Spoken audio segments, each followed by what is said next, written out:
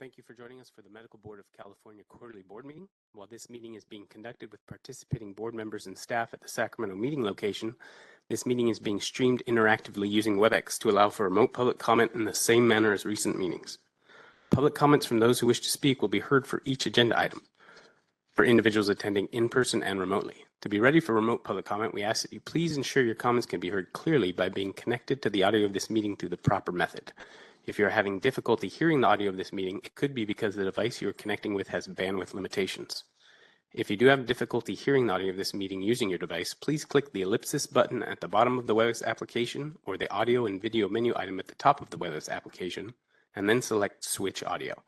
You will see an option to call in and will be provided with a telephone number, access code, and attendee ID that can be used to connect to your device's audio and connect the phone to the name you joined the meeting with. By using this method, if you're having audio problems with your device, this will still allow you to participate and hear the audio of the board meeting. Please see the View Additional Meeting Information link on the first page of the meeting agenda for more information on connecting to the meeting and accessing meeting materials. Thank you, President Lawson. You can now start the meeting. Good morning, and thank you, Sean. I would like to ask all board members to please turn our mobile devices to silent. For members of the public, you may notice that board members are accessing their laptops, phones, or other devices during the meeting. They are using their devices to access board meeting materials that are in electronic format. If you are a member of the media and require assistance or information, please see Ali Shembra. And Ali, please identify yourself. Thank you. This is an official business meeting of the Medical Board of California, and disruptions of the board's business will not be tolerated. Government Code Section 11126.5 allows the board to remove people who willfully interrupt a meeting and to clear the room if order cannot be restored by removing or muting the disruptive people. We do have a designated time on the agenda for public comment on items not on the agenda, and we will ask for public comment on all agenda items. The board welcomes public comments on any item on the agenda, and it is the board's intent to ask for public comments prior to the board taking action on any agenda item. If for some reason I forget to ask for public comment on an agenda item and you wish to speak on that item, please do raise your hand or come forward and you will be recognized. As Sean noted, this meeting is also being streamed via WebEx. Individuals attending the meeting remotely via WebEx will have an opportunity to provide public comment and will be assisted by the host who will be facilitating the WebEx meeting. During each agenda item, the host moderating this WebEx event will activate the hand raising and Q&A features of the WebEx and will ask anyone wishing to make a public comment to indicate so by raising their hand or entering yes in the Q&A window. The host will then call on individuals who indicated they wish to make public comments by the name provided, which may be a pseudonym.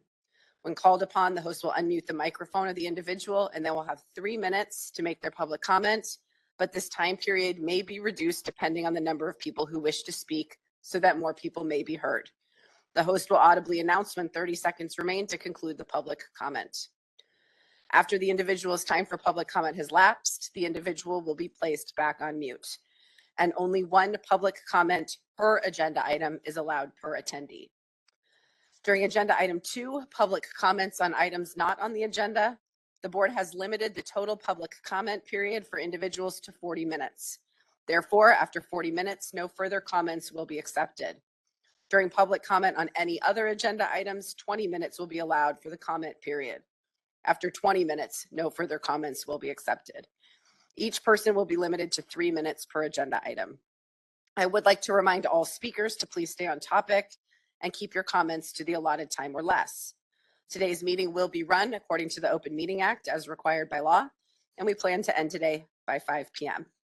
I would like to formally call this meeting to order. It is 11:04 a.m. Ms. Struther, please call the roll. Here. Dr. Bulat. Here. Ms. Chung. Dr. Helzer. Here. Ms. Mitchell. Dr. Mahmood. Dr. Thorpe. Here.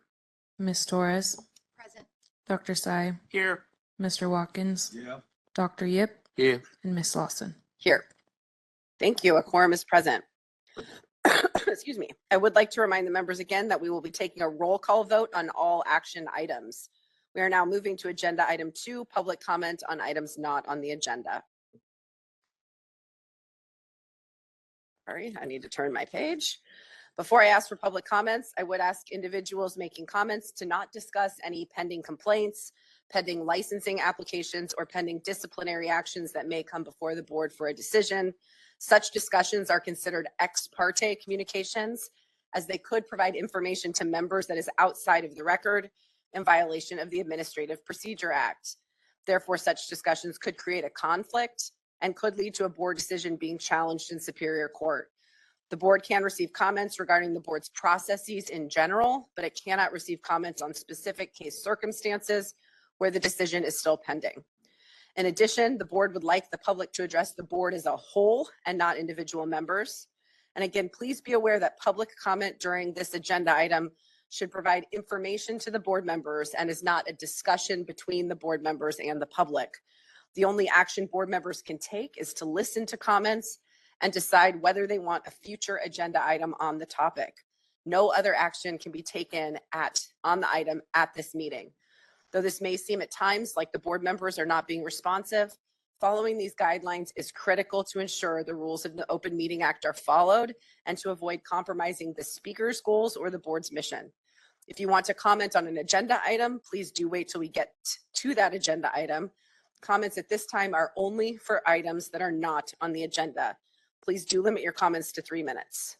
Are there any comments from those present in the hearing room? All right, seeing none, are there any public comments on WebEx? Sean? If you're interested in making a public comment, please use the hand raising feature or just type anything in the Q&A window. You don't have to type the whole question, just say you'd like me to make a public comment. And if you're in a call-in only line, you can press *3 to raise your hand. First up here, we have Rob Gordon. Should be receiving that prompt, Rob. Okay, Rob, we're going to switch on here to Monty Goddard. I'll come back to you. Monty, you should be receiving that prompt. My name is Monty Goddard. I'm a 45-year licensed California civil engineer. I advocate for my wife, who has been an intractable pain patient for 2.5 decades. My public comment this morning is related to the ongoing pharmacy shortages of controlled substances, which Dr. Thorpe mentioned during the future agenda items at the close of your last meeting. Dr. Thorpe urged the medical board to team up with the pharmacy board to address this crisis. I provided a very similar comment to the Board of Pharmacy at their full board meeting last month. This is a very real crisis which has been made much worse by the state attorney general's nationwide opioid settlement with the 3 major distributors of controlled substances. Specifically, this settlement's injunctive relief, otherwise known as the injunction. This is a topic which cannot be adequately addressed in 3 minutes. I therefore provided written comment. I've been assured it was distributed to each of you earlier this week. My written comment provided relevant information, including a copy of what is truly a smoking gun, May 10th, 2024 letter. This letter was from the American Medical Association, the American Pharmacists Association, the American Society of Health System Pharmacists, and the American Society of Addiction Medicine, and was addressed to the DEA, HHS, the White House Office of National Drug Control Policy, and SAMHSA, requesting relief from this latest harm to patients. This letter, which by the way should have also been sent to the state AGs, focused on buprenorphine products.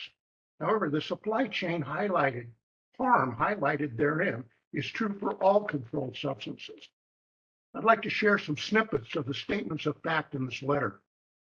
We have received multiple reports from physicians and pharmacy colleagues that distributors are delaying or suspending orders because of the National Opioid Settlement Agreement. Pharmacies have not increased orders because of fears by distributors and pharmacies of exceeding thresholds, which would trigger suspicious order reports and subject the pharmacy and distributor to increased DEA scrutiny.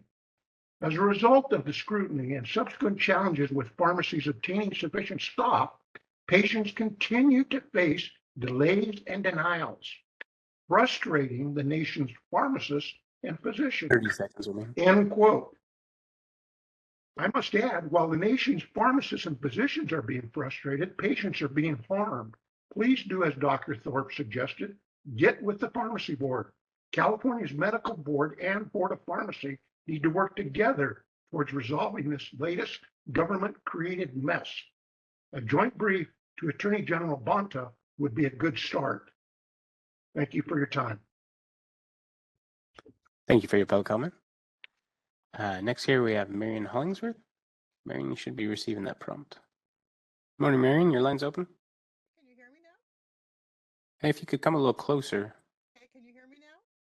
Is that better? Still sound pretty distant. Should I go ahead? There you go. I can speak louder. Okay. Good morning. My name is Marion Hollingsworth, patient safety advocate. I would like to request an agenda item to explain why there has been such a dramatic change in transparency when it comes to releasing new disciplinary actions. The board used to release emails of actions at least 3 to 4 times a month. However, around a year ago, this practice was stopped. These emails are now few and far between and are now usually just sent out during the week of the quarterly meetings. I got one at 10:18 last night and another at 8:23 this morning, for example. These were the first actions that the board had sent out since the last quarterly meeting in May. These were all older actions given last May, 5 months ago. My question is, why wait so long? Why are you deliberately holding back this information? Why keep consumers and even reporters in the dark regarding potentially dangerous doctors? We consumers have the right to know which doctors are in trouble with the board so we can make fully informed decisions about our own health care. To deny us this knowledge is tantamount to protecting doctors, to shield their reputations over our right to know and to protect our own safety. This is a direct violation of your own mission statement, which is to protect consumers. Also, in a related concern, I'd like to congratulate the new members of the board and remind you all that these new people need to be adequately trained before they start deciding on doctor disciplines. The reasons I make this recommendation is because during yesterday's panel A meeting, a new board member actually suggested an alternative discipline. She asked whether the doctor could have a, quote, retroactive probation, given the time lapse since this doctor's DOI in 2020. Basically asking for a time served decision when no time had been served. This should be done by the doctor's lawyer, not a board member. By the way, this doctor's blood alcohol content at the COI arrest was a whopping 0.197, 2.5 times the legal limit, and she had hit another car. In all the time I have been following this board, I have never heard of any discipline involving retroactive probation. It was alarming that this new member was already thinking of ways to advocate for a doctor instead of being concerned that this doctor could still pose a threat. For example, the doctor claims she had not had a drink since the DUI, but that could not be verified since she's never been required to submit to biotesting. I urge this doctor 30 seconds remaining. I urge this board to put patient safety before the concerns of doctor reputations. Please have an agenda item at the next meeting to explain the board's lack of timely release of disciplinary actions and to make sure all new members are adequately trained before they are allowed to decide on any disciplines. Thank you. Thank you for your public comment. Next up here, we're going back to Rob Gordon. Rob? If anyone else would like to make a public comment, you can use the hand raising function or type anything in that Q&A window. A new call-in user there. If you don't have a computer in front of you, just press *3 to toggle raising your hand. Rob, please go ahead. We can, Rob. Please go ahead. Oh, okay. Thank you. I'm enormously disappointed. I'm enormously disappointed my camera didn't work because I've been really working on this issue for years. I am getting a little bit of echo here. I don't know if that's also affecting you. Anyway, I hardly know where to start. I hardly know where to start, but 4 years ago or 6 years ago, I was correctly diagnosed and successfully treated for ADHD by Dr. Edward Urbe, who was a staff psychiatrist at Family Healthcare Centers of San Diego. It was truly the miracle of my life, which got better in every way. I'm now 70 years old. I was 64 at the time. It was a miracle of my life, which got better in every way. Work, business, relationships, personal organization, everything. I made a video. I tried to get it to you guys. I sent it last night. I've actually made a couple of them. That man, as you should know, is now being charged with gross negligence by the Attorney General of California. Technically, the Deputy Attorney General. I have been in contact with. Sorry, this sounds like it's involving a pending case. So we can't have the details. Okay, I wanted to praise him. He is. I won't give you details then. I would encourage you to to try to watch the video. It is overly long, but let me say this on a policy related thing then.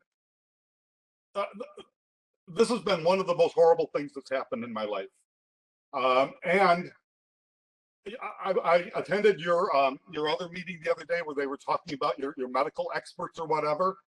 I never got a call in the 4 years now I have been working to try to resolve this issue, to prove my innocence, because the charges, well, they're not against me. I'm not even a party to what's going on. But I'm being diagnosed and re-diagnosed with things. People are not saying truthful things. And these are from people I have never met. And I'm being vague on purpose here so I don't violate your rules. Talking from a policy standpoint, you're talking about your experts, not even a call except to dig up dirt 3 years later, to dig up dirt on one of the individuals 30 seconds for me. who was a wonderful man, honest to a fault. Again, I'm trying to be vague. Again, I don't know what I can say or what I'm allowed to say, except to say this has been one of the most horrible things that's ever happened in my life. Some of the most untruthful people I've ever met in my life. And now you're kind of a party to it, including fabricated diagnosis, forced psychiatry, things that we simply cannot allow in our society. And Please conclude. I need to somehow communicate this to somebody. I will be in the hearing, which is next month.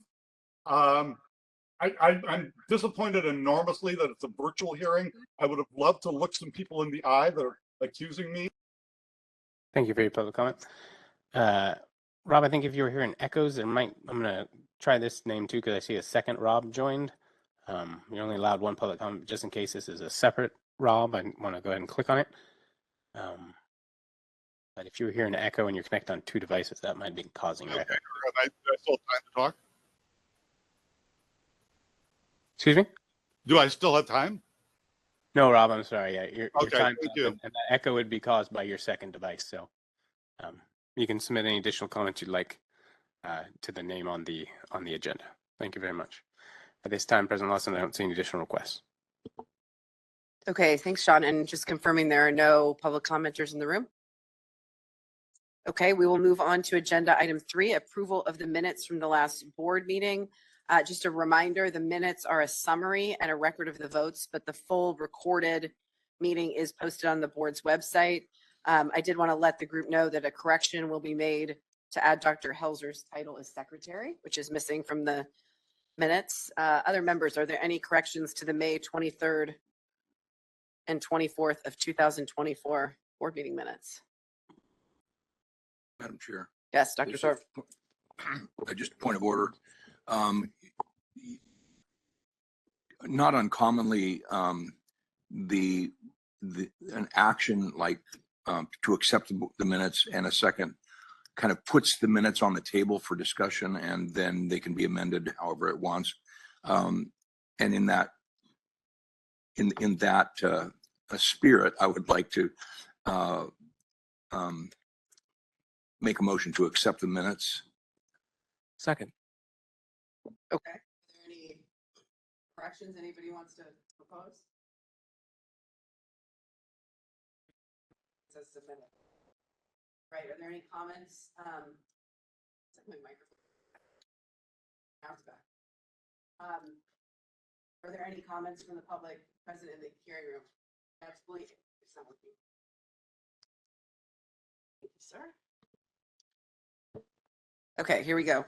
All right, so we have a motion and a second to approve the minutes. Are there any comments on the minutes from the public present in the hearing room? All right, seeing none, are there any public comments on WebEx?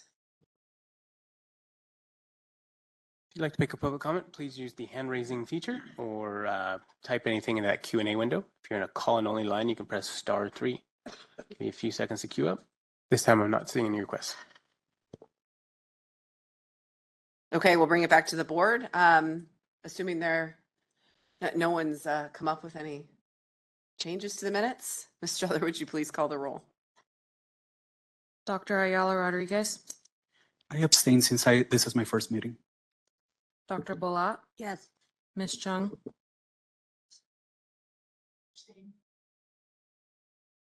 Dr. Helzer, Yes. Dr. Thorpe, Yes. Ms. Torres, Abstain. Dr. Sy, Yes. Mr. Watkins, Dr. Yip, Ms. Lawson. Yes. All right. Moving on to the most exciting part of this entire meeting, the president's report. I'm joking. I would like to first note that we have a number of new members here with us today, and I wanted to give those new members just a really brief opportunity to introduce themselves to the board and to the public.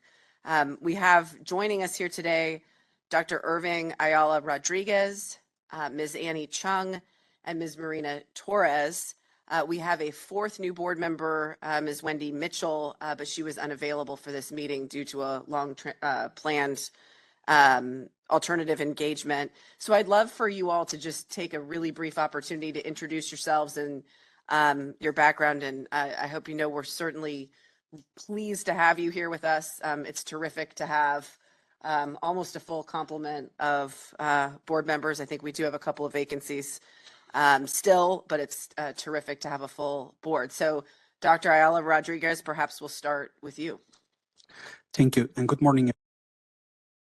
My name is Irving Ayala Rodriguez. I'm a family medicine physician and also Chief Medical Officer at Clínica Sierra Vista. So the CMO at Clínica Sierra Vista, basically we're operating in Kern County and Fresno counties. We're about like the 6th largest federally qualified health center in California. And for me, it's a pleasure to have the opportunity to serve Californians and to put my help to anything that is needed. Thank you so much. Thank you. Ms. Chung. Thank you, Chair. Annie Chung, and I'm the President and CEO of a nonprofit group called Self-Help for the Elderly.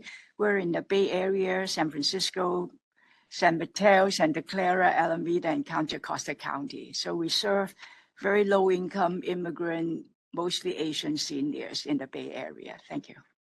Thank you. We're glad to have you here. Ms. Torres.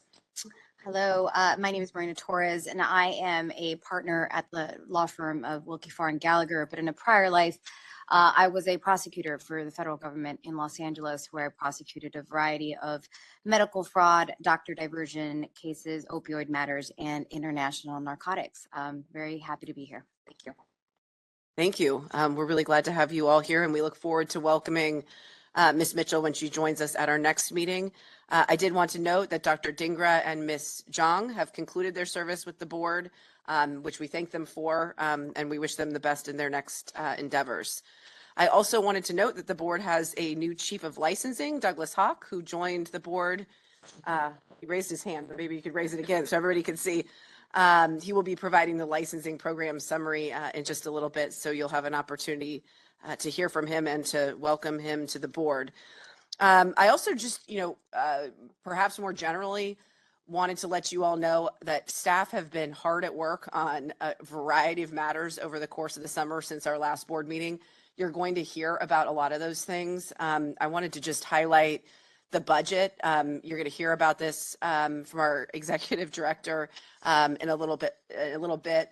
But the budget has resulted in really an all hands on deck needed approach, meaning the state budget has resulted in this all hands on deck approach from literally every department at the Medical Board of California to figure out how to reduce positions. So I know, Reggie, you're going to get into that in detail, but that level of effort and work isn't something that's anticipated, right? It's, above and beyond the regular call of duty, so to speak, and they're trying to anticipate how we're going to operate with a reduced number of positions going forward. So keep that in mind as you think about your comments and questions. We also had a question that came in before the board meeting from one of the members I wanted to address. It was about the Physician Health and Wellness Program. If you recall, at our last board meeting, the board provided direction to staff to come back with an updated legislative approach for the Physician Health and Wellness Program. We anticipate that that will come back to the board. I think it's at our November meeting, might be in December, November meeting, for comment and for further direction. So we're going to be working on that between now and then. If you are particularly interested in this topic and you want to be a part of those conversations, I'm going to be appointing a task force to spend some time working on these things and providing staff our input so that we come back to the board in November. We've got the best possible, I don't know, product, if you will, to advance at that time. So let me know offline, just send me an email if that's something you're really interested in digging in and rolling up your sleeves and working on. And I think that's it. Are there any questions or comments from the members about the president's report? All right. Are there any comments from the public in the hearing room? Sean, how about on WebEx? If you'd like to make a public comment about the president's report, you can use the hand raising feature or the Q&A window. If you're on a call-in only line, please press *3. First up here, we have Michelle Montserrat Ramos. Michelle, you should be receiving that prompt. Morning, Michelle. Looks like your line's open. Morning. I am Michelle Montserrat Ramos, and I'm with Consumer Watchdog. I would like to welcome our new board members present and introduce myself and our team. I became a state and national advocate following the death of my husband-to-be at the hands of a drug-addicted doctor. Like most of my team, I filed a death complaint on behalf of Lloyd, and the board denied Lloyd an investigation of his death, and my complaint was closed at the Central Complaint Unit. This caused me to work on policy change with the former diversion program and to work on legislation to provide consumer protection where there was none. I now work with a team of advocates from across the state of California who join me at these meetings where we work together with this board on issues to meet your mission of consumer protection. Our team resides from San Francisco to Bakersfield in the Central Valley, to Los Angeles, to Moreno Valley, to Chula Vista, and everywhere in between.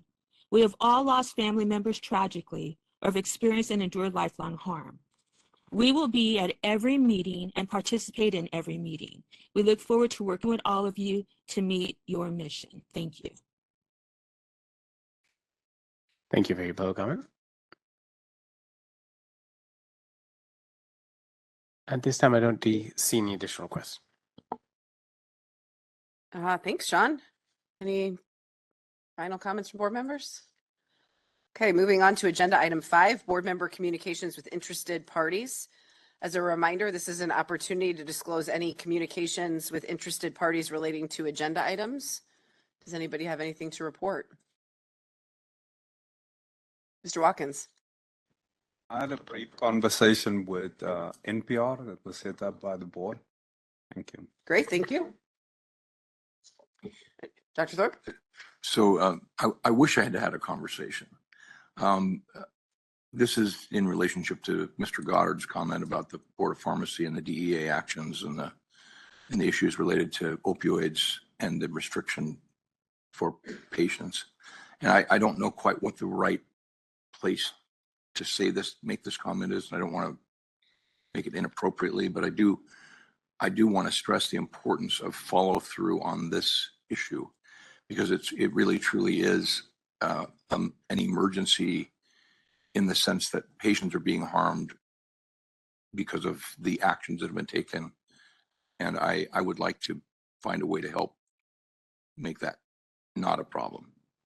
Okay, so I'll just have the executive director note that, and we can either talk about that at future agenda items, or we could talk about it outside of the meeting as well. Dr. Balot? Yeah, I wanted to just inform the board that I had met with the UCLA Department of Surgery regarding PTLs in general, and appreciate the work of the licensing team, and will follow up with additional comments, given that surgeons will often have research years, which we hadn't planned for. So thank you. Thank you. Any other comments? Just for me, I continue to receive a number of communications inbound, just in my capacity as president, most of which I pass right along to our board staff for a response. Most seem to deal with cases or complaints and that sort of thing, and they reach out to me.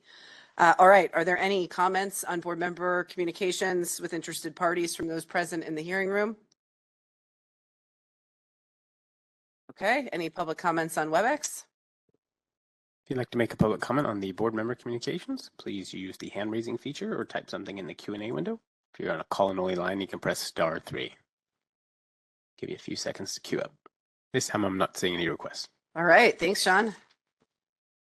Okay, we are moving along quickly. Agenda item 6, executive management reports. And we are planning to take all questions and comments after the conclusion of all the reports, but if there's something urgent that you need to ask, let me know, but otherwise we'll do it that way.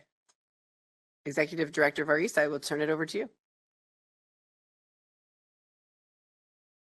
Thank you, Madam President. We're going to start with the information technology update, and that'll be provided by Sean Eichelhart. Great. Thank you, Reggie. Thank you for having me today, board members. Just quick run through of the projects that we've been doing recently. Our iOS refresh is on track to still launch by the end of the year. Probably the most interesting thing here is the complaint tracking system update. The documents have been submitted, and working with the CIO of the Department of Consumer Affairs and Business and Consumer Services Housing Agency. Got initial approval that they will use their delegated authority to approve that project, meaning that we should not have to use any CDT project management, hire any new staff for project management purposes or anything like that. There's a 30-day waiting period while the department and the agency both sign off on the documents related to that project. So we expect on the document, the official start day is listed as October 1st of 2024.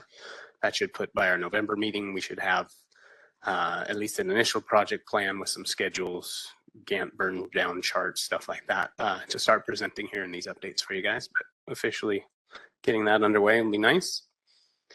Our physician survey update, I keep this on the update just to keep you apprised of the percentage that we've achieved of the renewed and current physicians that have completed that survey. The prior survey, if you remember, we were around 90%.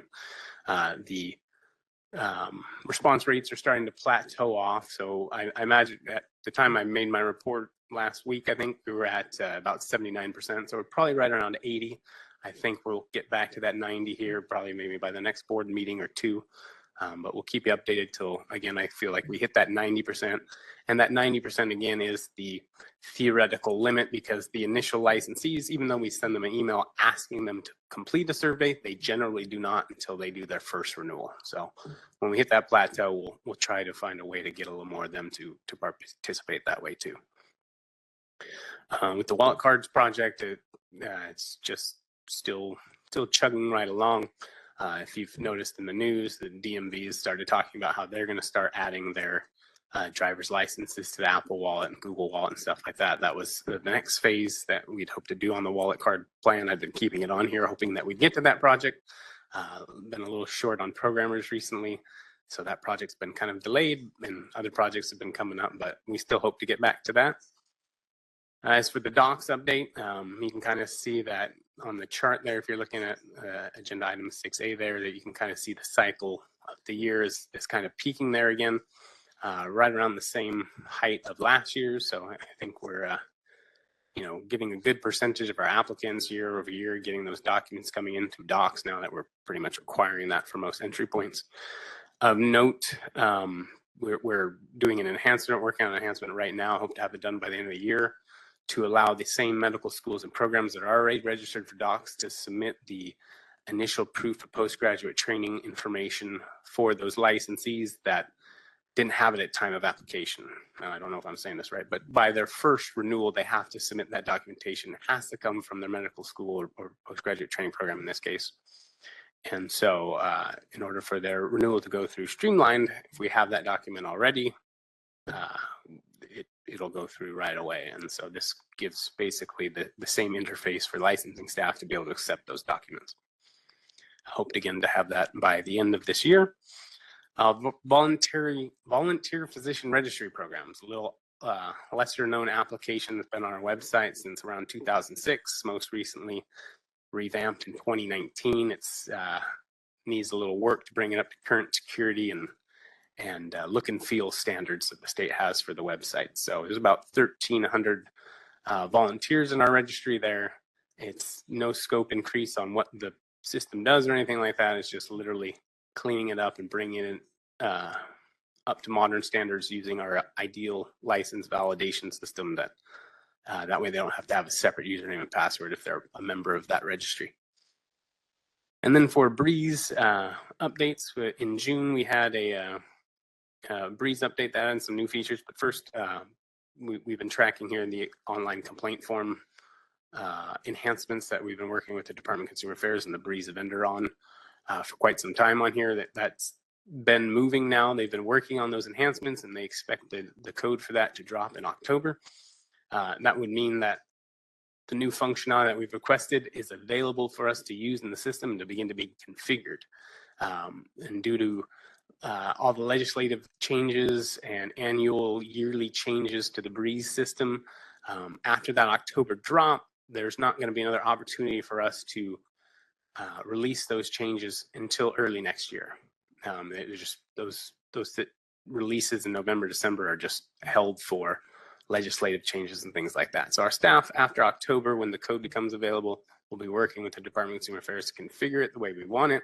Hopefully it'll streamline our application process. Again, if you remember, the whole point of this project was to make the data entry by the online complainants, make that complaint information drop right into the back-end system for our analysts, so they don't have to spend a lot of time reformatting things and cleaning things up.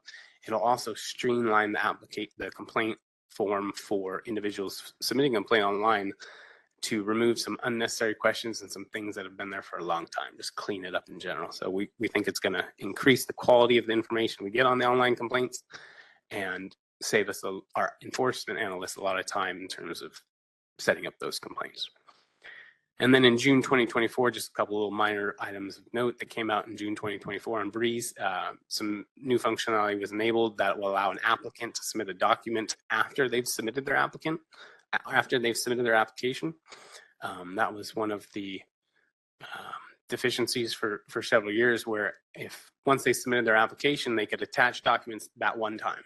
And they hit submit, and it was over. They had to communicate with email with the analyst, and a lot of times their analyst would change through the course of their application. So this will allow them to do it through Breeze, so it gets attached right to their record, and it's easily viewable by anyone working their application at that time.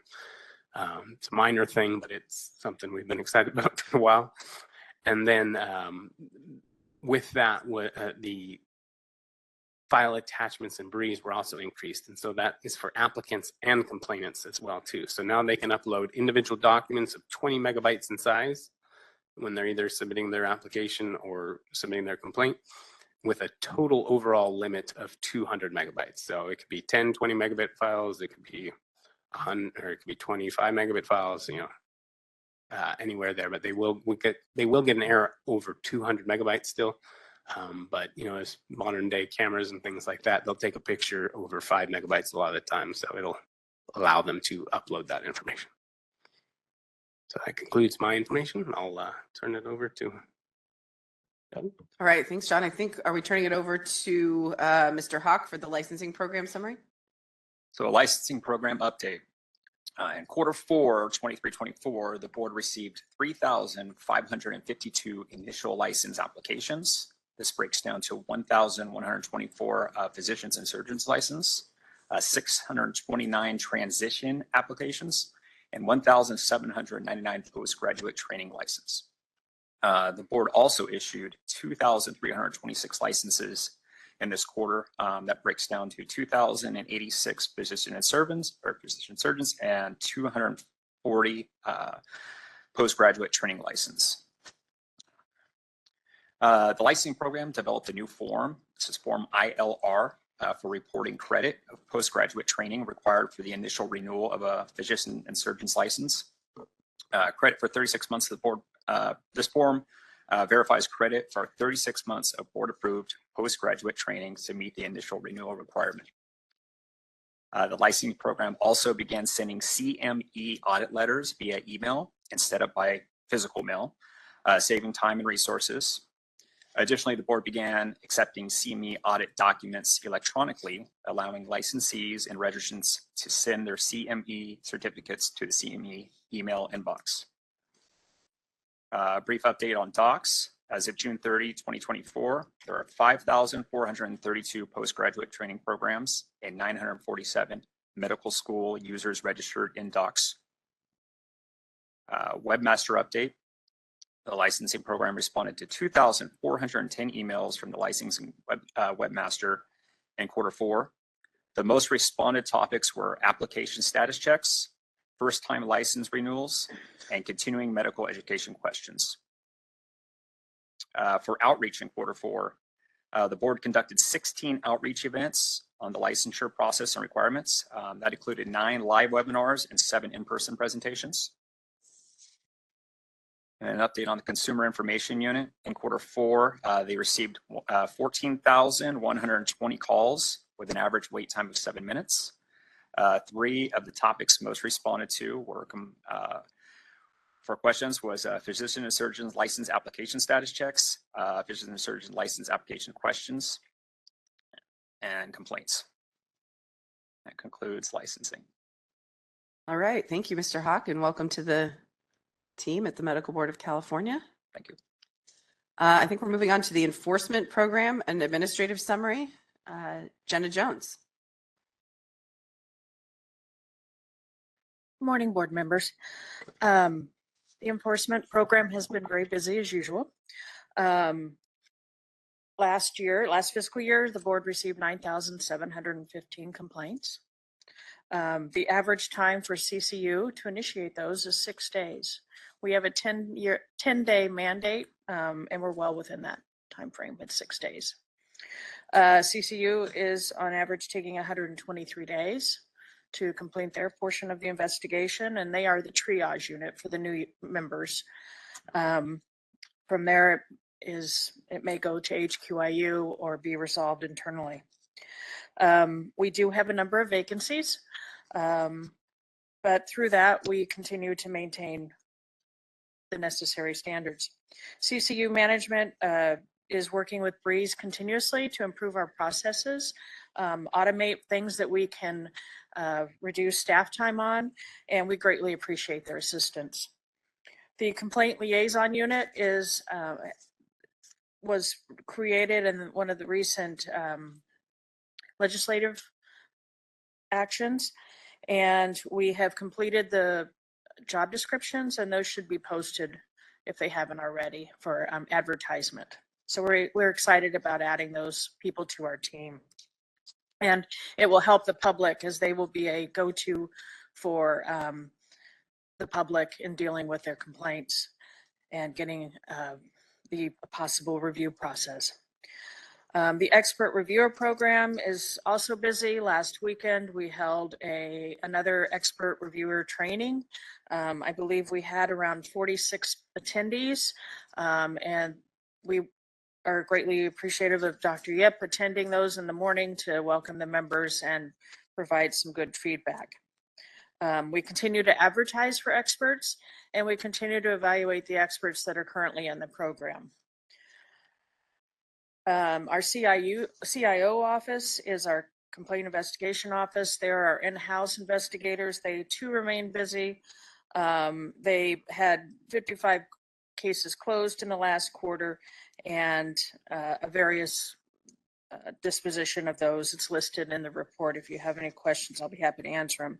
We also have the DCU unit, Discipline Coordination Unit, and they have several vacancies, but they are working very diligently to fill those. I thank you for your time. Thank you, Ms. Jones. Now, are we going back to you? Yes, Mr. Vargas? yes, Madam President. Great. So I will be taking a little slow on the finance part of it so I can bring the new members up to speed on how the financial structure is. So please bear with me, and I will be referring to page numbers, and I'm going to start at BRD 6D1 in your notebook. So the board's communication, board staff communication, we continue to have regular communication with the board leadership, other board members when they are calling us to inquire on certain process or certain matters. We regularly communicate with the board members and board leadership. Also, we have regular communication with the Federation of State Medical Boards on various topics. And moving on to staff update, this is an important item that we always watch. About a year or 2 years ago, we were in the 20% area for our vacancy rate, but we were able to bring it down to about 12.8% when at the last quarterly board meeting. But at this time, it is 17.37%. And if you're wondering why that is happening, and that is because we just gained 9 new positions through our budget authority to stand up the complaint liaison unit. So our total position authority went up. Now those 9 positions are at this point at the DCA HR for their review and approval. And as soon as we obtain that approval, we'll be recruiting for those 9 positions so we can get back down to the 12 or 11 or 10%. So we were kind of proud about our achievement until that time, which is a good problem to have. So just wanted to point that out in case you're wondering.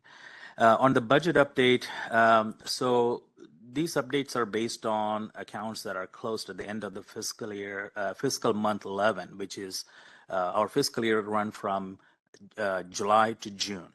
That's our fiscal year. And so when we cannot report to the board in a public setting if the accounts are not closed. So these some of the budget items, and I will point that out, what amounts that I'm mentioning are in what period. So overall, the last closed business period for this report is fiscal month 11, which is May. So our June accounts are being closed now, and even at that time, not all expenses are paid in June, right? I mean, there are some bills coming after June, so we wait till the fiscal month 13 to close out before we can finalize the accounts for that fiscal year. So bear in mind, we are in fiscal year 23-24. So when you hear that term, which is the last fiscal year that closed on July 31st, 2024.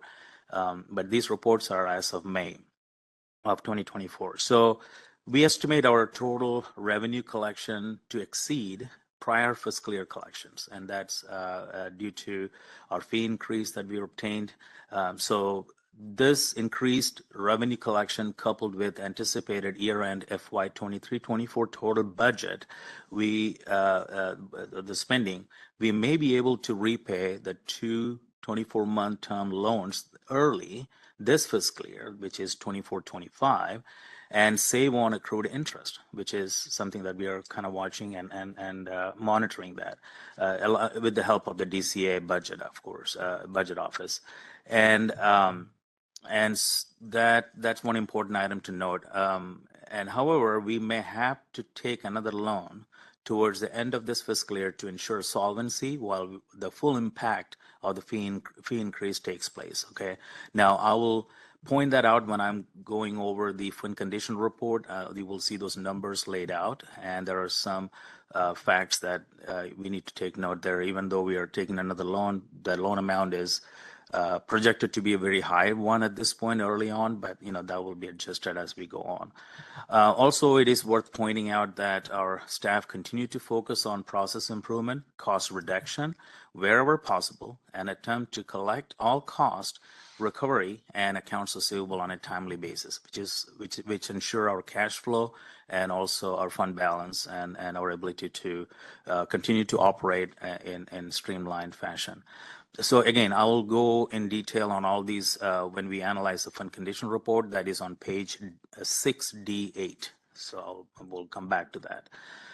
On media relations and external communication update, beginning August 1, 2024, all dispensers will be required to report their dispensations to Controlled Substances Utilization Review and Evaluation System, which is in short form called QRS, using a new format which is 4.2B format of American Society of Automation in Pharmacy, which is ASAP is what the short form for that is. So that is an important switchover in the QRS system in reporting the dispensation matters. So working with QRS and DOJ, we were sending out a lot of alerts to all the dispensers. So hopefully that message went through, and it was effective August 1, 2024. We have not received any complaints or comments that it is not working. So we are hopeful that our message went through to the right people and everybody is in compliance. And we continue to assist the CDPH by mass email distribution of important public health announcements. We do that throughout the quarter. And also on July 2024, I had an opportunity, Marina O'Connor, our Deputy Director, had provided a Medical Board California update to Long Beach chapter of California Association of Medical Staff Services. And moving on, myself, I also had an opportunity to speak with the Federation of State Medical Boards Symposium in Washington, D.C., which was online, and that was in June 18 of 2028. And the topic of my presentation was Mexico pilot program. The symposium was about alternate pathways for licensure to increase workforce in the United States. And so I presented on our experience with Mexico pilot program, and also my presentation included other special programs, permits at our disposal. Quickly moving over to page 6D4, again, at the top of that report, you can see this is a fiscal month 11 report and fiscal year 23-24. And basically, this is a report that gives you kind of a glimpse back at the last 3 fiscal years. The first column, 2021, 21-22, fiscal year 22-23, and get a little bit of a comparison as to what we budgeted this fiscal year or 23. When I said this past fiscal year 23-24, and what we project our year-end expenses are, which is the second last column to your right, and the variance or the balance is the last column there.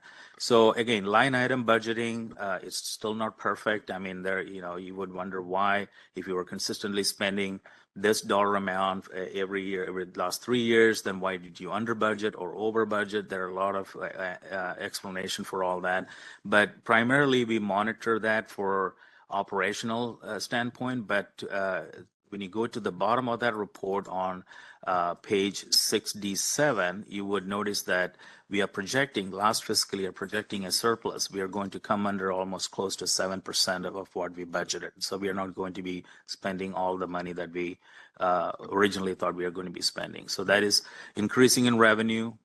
Our expenditure spending comes under the budget. Those are the measures that we need to follow to ensure that we cash flow and our solvency goals are achieved. So now to the most important document report, which I might take a little bit of time to explain how this can be interpreted, which is 6D8, page 6D8. And apologize for the small print there. If you can enlarge your PDF, that'll be great, and I promise will work better.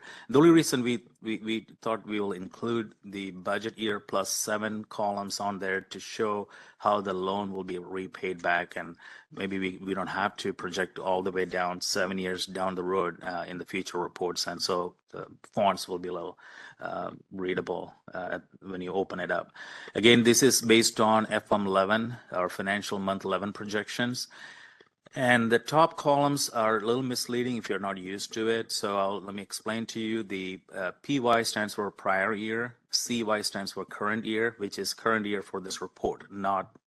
We are in fiscal year, as we speak today in August of 2024, we are in fiscal year 24-25. But current year for the report is 23-24, and those are the numbers we are looking at. So we started out with adjusted beginning balance of $9.13 million.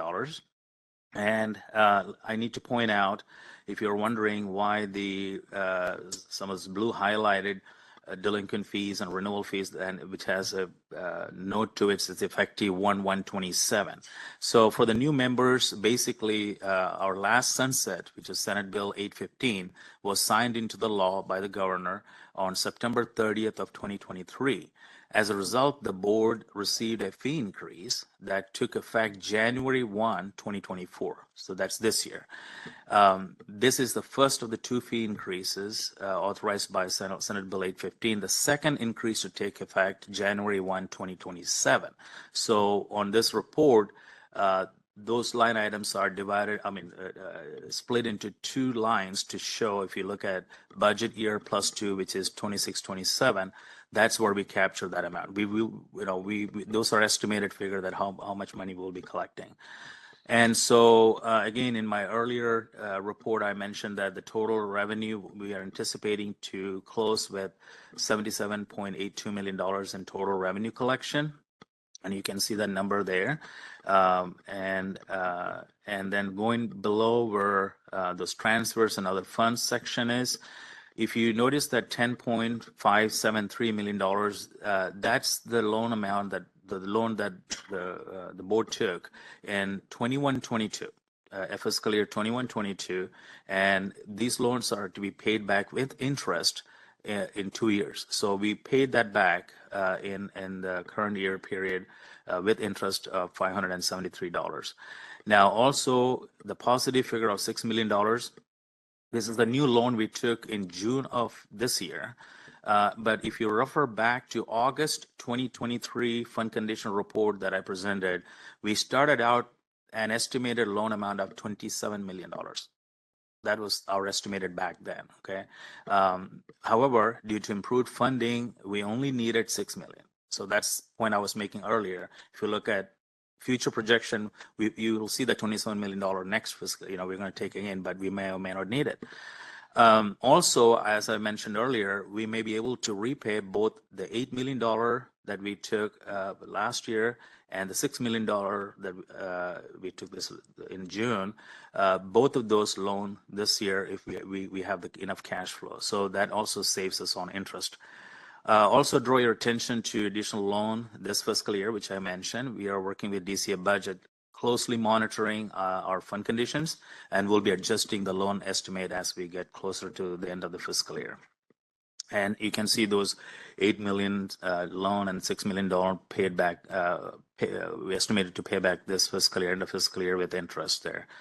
And so we monitor this report. We get this report monthly. We work with the DCA budget and make adjustments. So our goal is to keep our months in reserve in a positive territory, and we have reserve for economic uncertainties present to run the operations of the board. Again, this is very involved report. If you have questions after the board meeting, reach over to me, and I'll happy to go over that with you and provide any new numbers that you will request. Quickly going over to the next page, this is the Attorney General's charges broken down by month. This report is based on the June numbers, so this is fiscal month 12, as you can note at the title of the report. The first set of reports through June 30th is for their general work, and we started out with a $16.8 million budget. And Attorney General did not spend all that money. They only spent $15.89, and so we have a surplus of $980,000 in that category. The second section, which starts with July, is the fiscal month 12 for licensing-related matters that Attorney General represented us. That also resulted in a surplus. They did not spend all that money. And then the final set of numbers is for midwifery program. Again, reports based on month 12 also resulted in a surplus. So, and then quickly going over to BRD-16. This is a pie chart that we started to share with the board recently to show where the money for the Attorney General is spent, right? And so in total, there are like 21 matter types the Attorney General represent us, and those are broken down there. And out of the 21, 10 major are ones on the first pie chart. 10 highest billing matters are on the first pie chart. And then on the next page, it is a representation of what that other matter is, and that's like about 7% of the total. That's where the others comes in. And then going over to BRD 6D19, this is physician surgeon cost recovery collection. FY 22-23 and FY 23-24 comparison.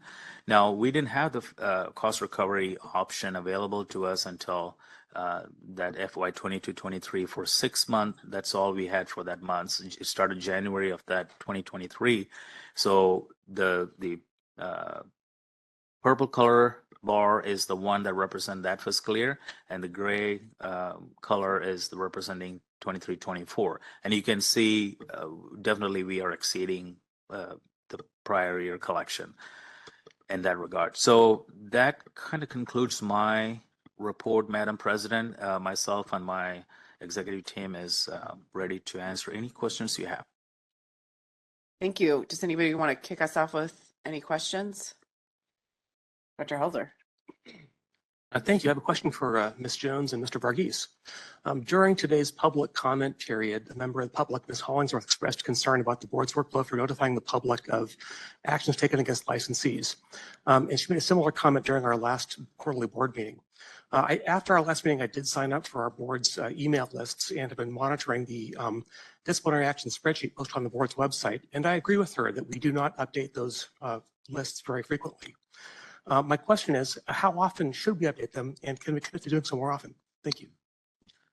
I can quickly answer that real quick. Actually, that is not true that we are not updating the list on the website. It is updated. There's a section on the website, if you type in the search disciplinary alert, there's an Excel spreadsheet that's updated on a timely basis. And right when I was hearing that public comment, I pulled it up. And as of when I pulled it up today, the last update is 8/15. And that's that page, when you first go into that page, I don't know, Sean can probably help me how many years it go back to. It go back to years and years. And that Excel spreadsheet lists every action that has been taken, and it is updated on a timely basis, almost daily, I believe. And at the last column, there's a link that you can click on and go to the profile page. So I've been following that spreadsheet online, and I don't agree. It has been updated within the past week, but not for quite some time before that. Okay, I'll definitely look into that. The other matter that I made a note here. So the most up-to-date information, the public profile page lists all the disciplinary actions, right? And so that's updated. So, but you have to look up one at a time there, or you have to have that Apple app, iOS app, to get the alert on that when the decision is posted against the licensee. Now, also, I mentioned about the spreadsheet on the website that's updated. Now, we'll have to look at to see why it didn't show up, but when I look at it, it's always there. So I'm sorry, I have to look at that one. And also, we had some delays in manually creating that individual alert that the public commenter was speaking about that did not go out for weeks.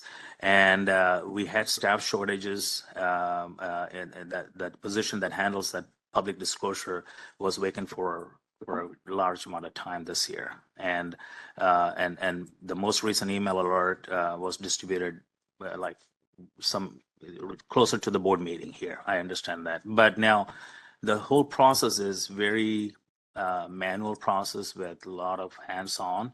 So we are developing a automated system to send out email alerts to go out on a more regular basis to subscribers and to let them know when an accusation or decision is posted on the website. And so we hope to have that system operational later this year. So that will automate that process and take away a human being have to sit there and type all that into an email. Thank you. Yes, sir. Thank you. Other questions? Dr. Ayala Rodriguez. Yes, I do have a comment question for Sean regarding the app for the iOS. So I downloaded the app, and me as a physician and very familiar utilizing apps, the previous app, I think that it's very hard to navigate. I know that it's going to be refreshed, it's going to be updated, but my question, or I'm seeking clarification, is like, did we get like any user feedback in terms of how we're going to be designing the new app as we launch it? Because like as a physician or as a consumer, like for myself, like it is relatively hard to navigate it. I think that it seems like the whole website like is collapsed onto the web. And when I try to look at even reviews, for example, on the App Store, like most of the reviews are from 5 years ago, 7 years ago. So I don't know if there was like any like open feedback session or something about what consumers expect from an app. Not so much in the structure. A lot of the structure is dependent on, there's a view of our current website. We're kind of pulling that out of the app. If you want to visit our website, you can go through Safari or browser, whatever you want to do now. Trying to make the app a little more focused on just the DCA search pages and drilling into the profiles. A lot of the feedback we had gotten was about the functionality where individuals say it wouldn't give you the updates unless you had the app actively running in the background. And so when we launched the app initially, it was designed to only run when it was active on your phone. We were under concerns from groups who didn't want any tracking being done, anything like that. Now we've gotten feedback that people are okay with that, and it's anonymous device ID tracking. It's not like we can tell who's following what doctor or anything like that, but having that information allows us to send those background push notifications even when the app isn't actively running and it's fallen into the foreground. We have in this new version made the search interface a little cleaner because it was just views through into the DCA search system before, which while it's designed for mobile use, it didn't use as much of the screen as possible. So some of the search functions and things like that have been made specific now to the iOS mobile platform. But you're still going to see the licensee's profile the same way you would see it in a browser on a computer through that DCA search interface. But if you're alluding to trying to actually navigate through our website, that was kind of like a, hey, we've got a room for a button down here. What should we put? And we put the website in there.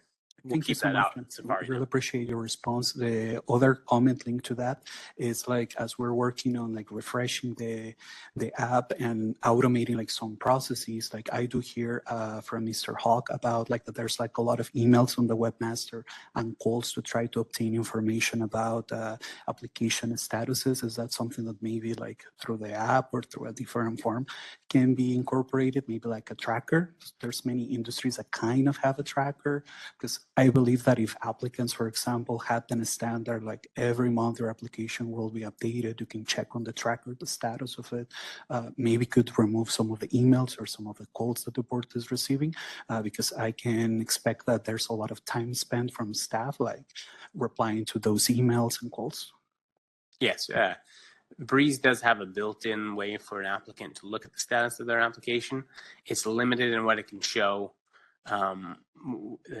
Another board has done kind of a pilot project on what an enhanced application lookup could look like. It's one of the projects in our queue. Right now it's just having resources to get to it. Marina thought that, and when I hear that in the board meeting updates, that's the first thing I think of too. So we would like to develop something a little more robust that they could get a little more detail out of, and like you said, keep those call numbers down and let people see that. That's one of the goals like of the complaint tracking system as well too, is they can look at their application status, their complaint status whenever they want to, not just during our business hours, things like that. Thank you so much. And just one last comment for Mr. Hawk. There was like a very significant increase on the PTL applications. Like, is there any reason that you believe of why? Is it more residency programs in California? Is it a reason why? Thank you. So I've been with the board just over 2 months. So going historically, I could look into that for you, but I don't know if anybody knows the specific I think reason. that compared to last year, it was like a 3 times increase. I can speak to that. So it's based on the cycle of the residencies, which actually follow our fiscal year. So residency programs usually start July 1st of every year. So we anticipate getting a surge of applications around that time. And then also they have 180 days to obtain a PTL from the time they start their residency. So even though they don't need the PTL July 1, they need it by the end of the year, so around the end of December. So we're always going to see a surge then as well. So it's actually cyclical that way. Now, I will say one difference I've noticed, and actually am very happy to see, is we got more applications around this time of the year than previously, which I'm not going to take credit for myself here. It was an entire board effort to get out, outreach and tell people apply early. We've tried to take a lot of steps to tell people don't wait until that 180 days is coming up, apply right away. Even if you don't need your PTL right away, apply. So I'm hoping that's what that is that more people are applying early on, but that's typically the time of year we see. I think so, because even compared to the quarter from last year, same quarter, like there was like that increase, but maybe it's because of all that outreach webinars and in-person sessions that you guys are hosting. Well, thank you. Other questions? I just had one, and it relates to the, I guess it's the pie chart is probably the best for the Attorney General's office fees and costs. Just, over the last couple of years and last year in particular, there was, a variety of lawsuits that were related to legislation that was adopted, right? So not necessarily to our enforcement process or, licensing or these sorts of things. I'm wondering where that cost shows up. Is that just in the civil section, or is that in the civil appeal and other section? Do we know? I think it is a civil section, right, Carrie? I think you civil lawsuits. Because maybe a question, and we could ask the AG's office to share with us, like just to break out those costs, because I'd love to see. I don't know how many of those off the top of my head are pending currently. I know some have gone through the process, but I'd love to see what the medical board is spending in response to legislation that was adopted, right? And try to understand what that looks like. Yeah, good point. I'll take a note of that. In November, we can have, which previously AG's office have sent their budget person to come and explain. Yeah, so maybe I'd love to just see a breakout of that. It would be, I mean, there's both the cost of our programs, right? And then there's the cost of things that happen to us, right? As a result of legislation or, national issues or a pandemic or those sorts of things, right? Things that, again, that just happen to us, but we're responsible for, the costs for. So it would just be nice to see those broken out. Between the civil and also the general client services. Okay. Those are the two. Got it. But we'll confirm that. Just a comment. It's great that we have come in under budget in each of these areas, which has always been a traditionally difficult line item budget for the board. However, I will point out that the Attorney General just noticed that their fees are increasing again, and which we have no control over. And so even though this fiscal year came in under budget, chances are that we're not going to come under budget again next year or in the coming months because of those increases, which went into effect just recently. Yeah, I can. That is always a concern, but to the large extent, it's also based on how many complaints we receive, how many referrals we make to the AG's office, and for those billing rates going up, it's not really a big percentage is going out, and the attorney services is going from $220 an hour.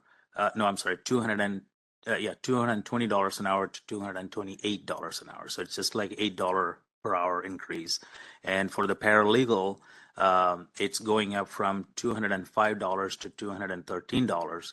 And for auditor analyst service, it's going up from $195 an hour to $202. So compared to it's not a huge increase, but again, like Dr. Thor pointed out, we have no control over. That's through their BCP process they obtain that fee increase. But to the large extent, it's based on how many cases we handle, and like Ms. Lawson, you pointed out, how many lawsuits are filed against us that the AG's office have to defend the board members and the staff. Other questions, Dr. Yip? I was not going to make a comment, but since you opened the door, I raised a question a few years ago about the paralegal rate. And I remember the answer at that time, the attorney rate is not that expensive. Paralegal is quite expensive. I wonder if the lawyers on the panel in the real experience at market rate. I don't think we can change anyway. I'm just curious. That's pretty expensive. The other thing is that when we read the report, there's quite a bit of redundancy and details. Does it matter if they list out pages after pages, which pharmacy, how many tablets, then would they download a drug the respondent prescribed. It seems to me that a label involved may not make the difference in those cases. I'm just wondering, is there way we feedback the AG office to have some cost cutting too? And Reggie, I just have a quick question about that. Are there any legal services that, for example, that the board can do in-house and just like leave other legal services to the attorney general? Not really. Okay. Because like in specific, like for paralegal services or any other like more just purely administrative services, for example, for the board potentially could be cheaper to handle some, I don't know, like some task maybe. Is that not a What I can tell you is that if the Attorney General's office has a conflict and we have to retain outside counsel, it's much more expensive. And we do some legal services in-house, so dealing with a lot of subpoenas and Public Records Act requests and things like that.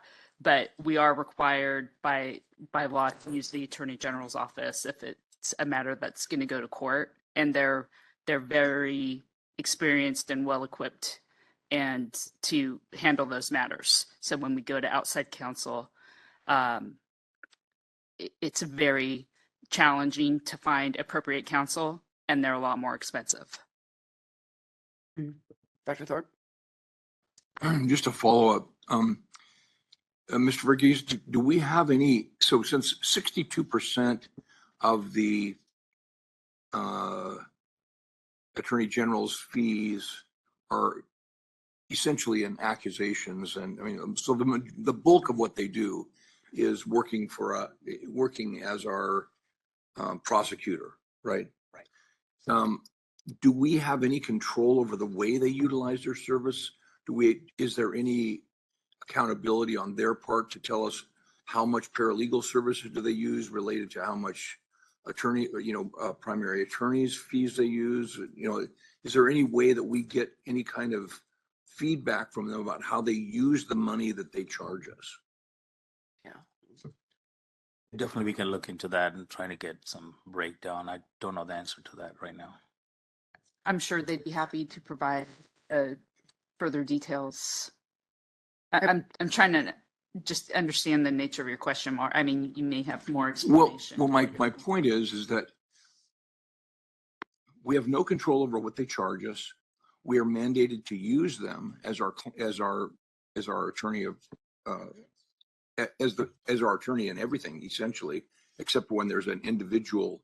If I decide to use a individual attorney that I hire personally to defend myself on the board, and I choose not to use them, that's the only time we don't use them unless there's a conflict, right?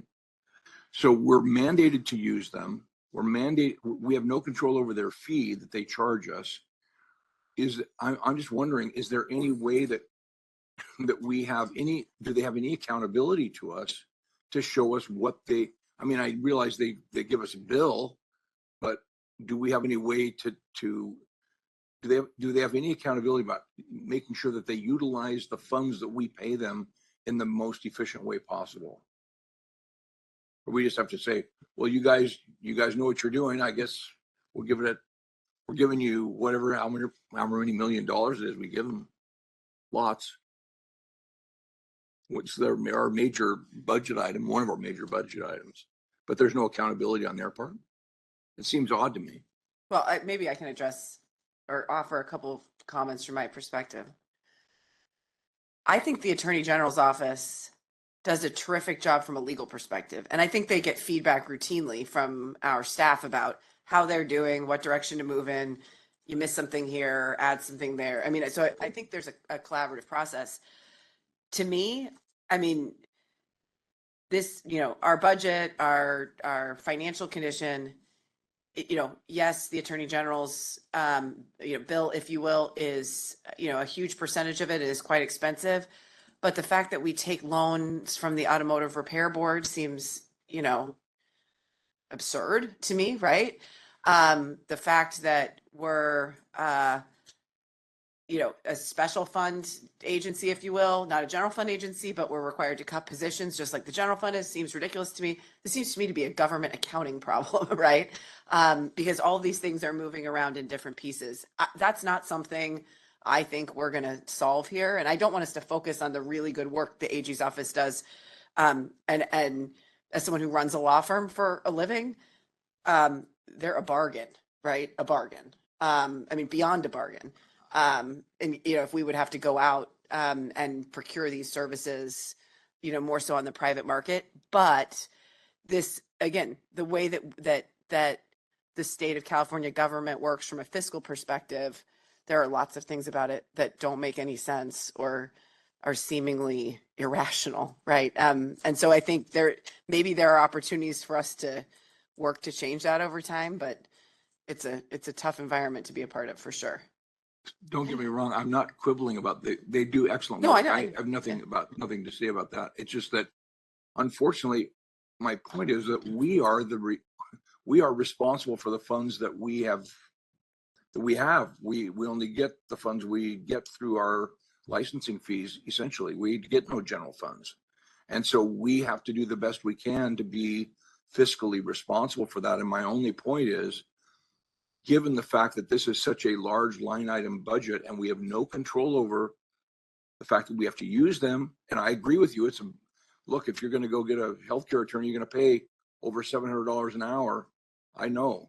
I run a medical group. I know how much money we pay for legal care, and it's not $228. I'm not quibbling about the money. I'm just saying we have a responsibility to be fiscally responsible for what we are given by our funding source. And my only point is we have no control over the amount. We have no control over using them, either using them or the amount of money they give us or the amount of money they charge us.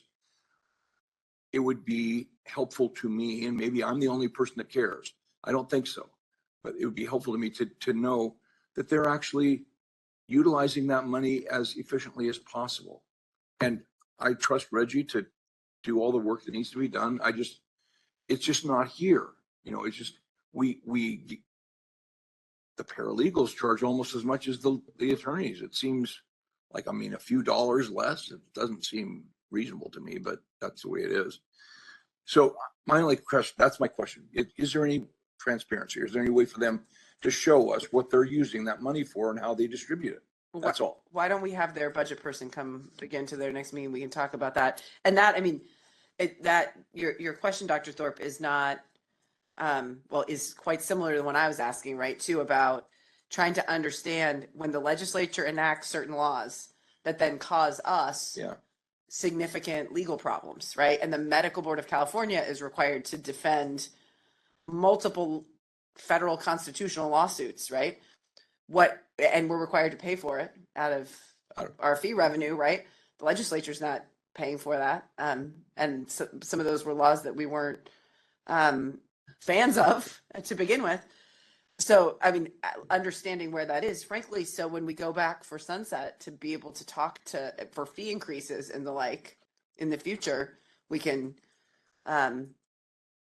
justify it. Talk to them about why we need additional revenues in order to pay for the services we need. So I think we're talking about kind of the same thing. Yeah, I'm not trying to be contentious. I know. Yeah.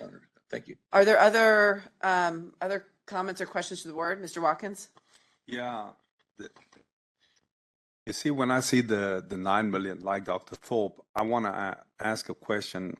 How many accusations do we file? And I know that is not it's going to be a number, but it is always interesting to see, if you break the things down in an accounting way, because accounting shows you what the process looks like leading up to it. By the time it gets to the accusation, it has gone to a whole investigative process. Is there hobbling in that investigation process that the skills of the Attorney General then are massively required? And therefore, they spend many more hours to, write up an accusation, or is it already all the standards? Because then that accusation, for the most part, would fall within a range. because the cases will all fall within a work range. Say if your average case is, you know, in an investigation process, 100 hours, it produces a product at the end that gets handed over to the Attorney General. The Attorney General then prepares the accusation. I want to understand if we're spending, I don't know, what the accusation, what price per accusation at that point. Because now I'm getting down to line items. You know, forever, if we do 3,000, then of 9 million, then that's a number. I'm not going to do the math. But if we do 300, that's another number. You know, so that gives us kind of an indication of price per accusation. I think that's what Dr. Thorpe was talking about when you break it down. And sometimes that just reveals efficiencies that's available in the system, more collaboration throughout the process, because that is what the enforcement monitor also spoke about in his report, the collaboration across all the agencies.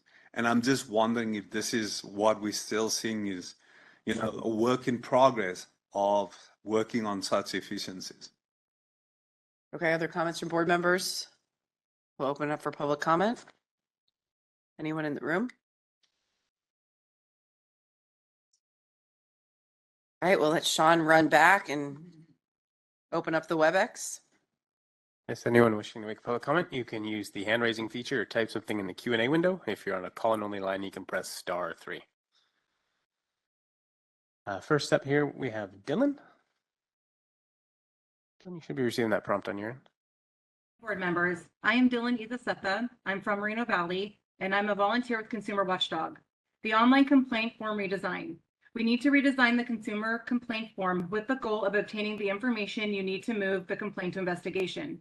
We would appreciate seeing the form and being given the opportunity to provide input on the redesign as it is in process, because we, the public, are the people actually filling out this form. This form is not just a form to us. It is a means of hope. It is a means of obtaining justice for our family members that tragically lost their lives endlessly.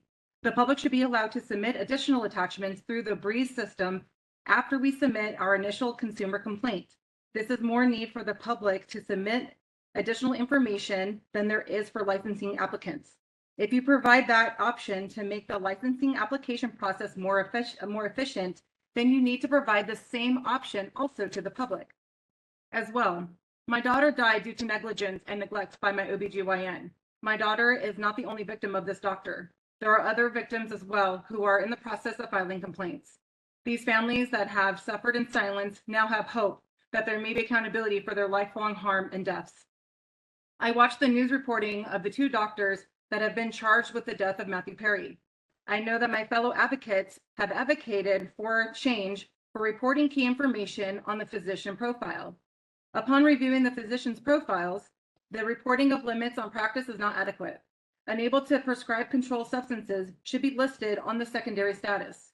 In addition, once a doctor is under investigation, license under investigation should be listed on the physician's profile, especially for a patient death.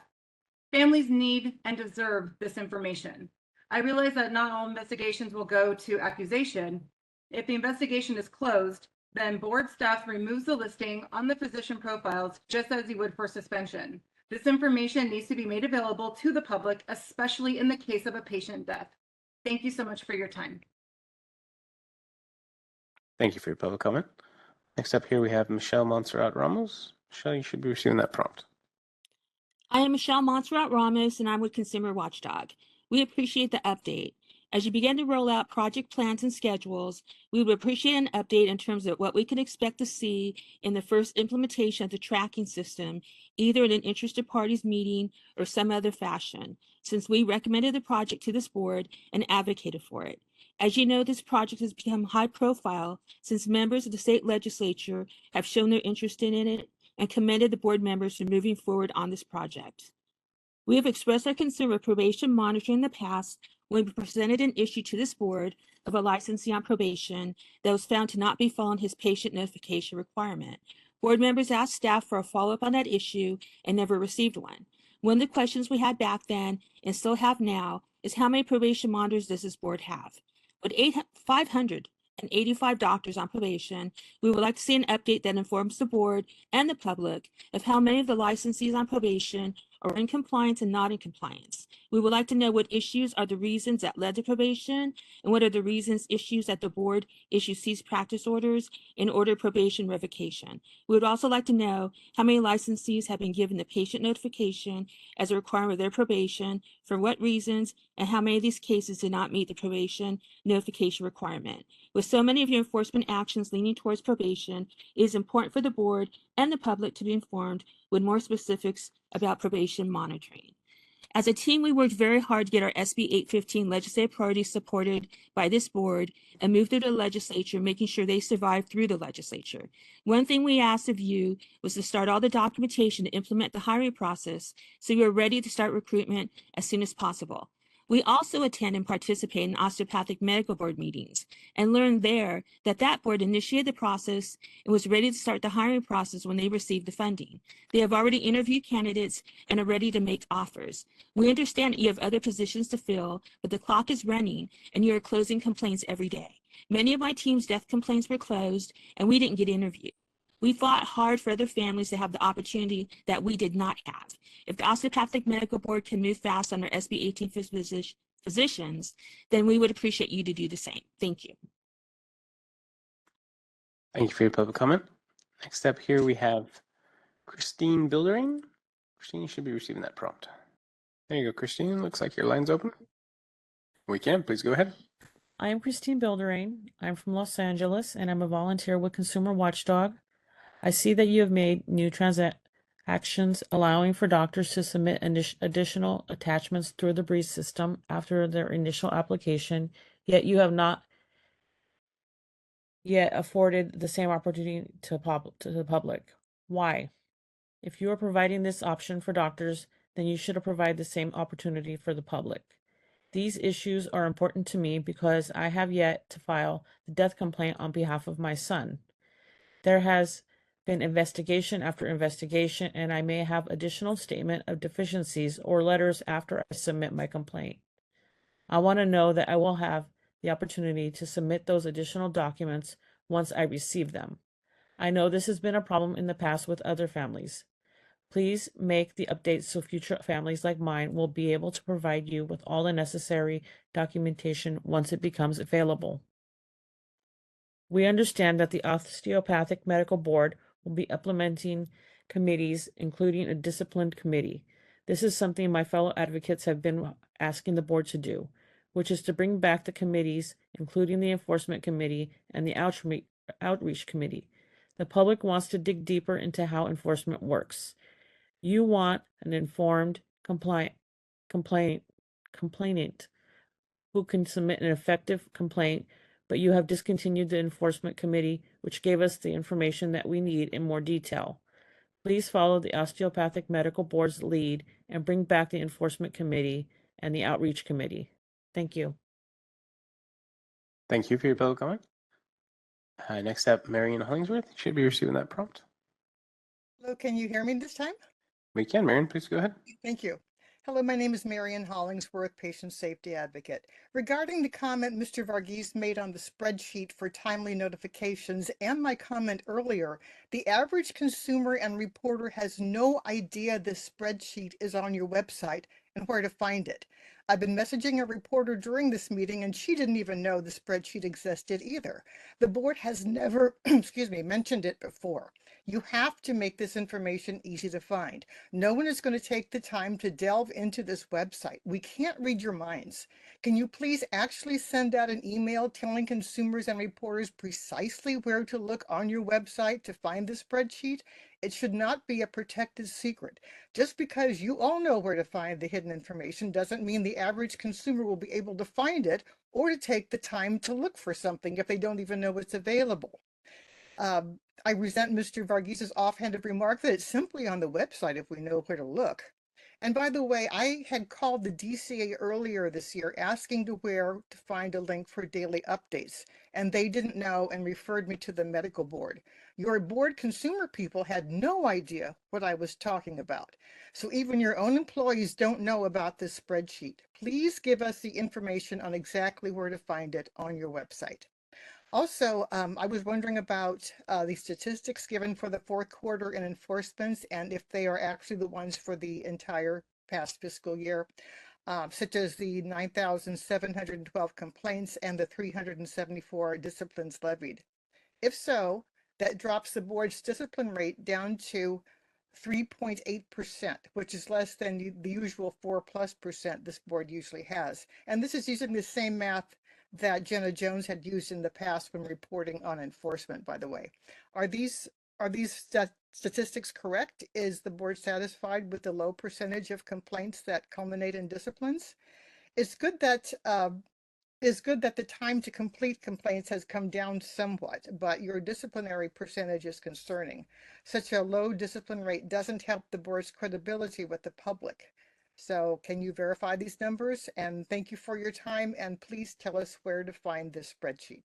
Thank you. Thank you for your public comment.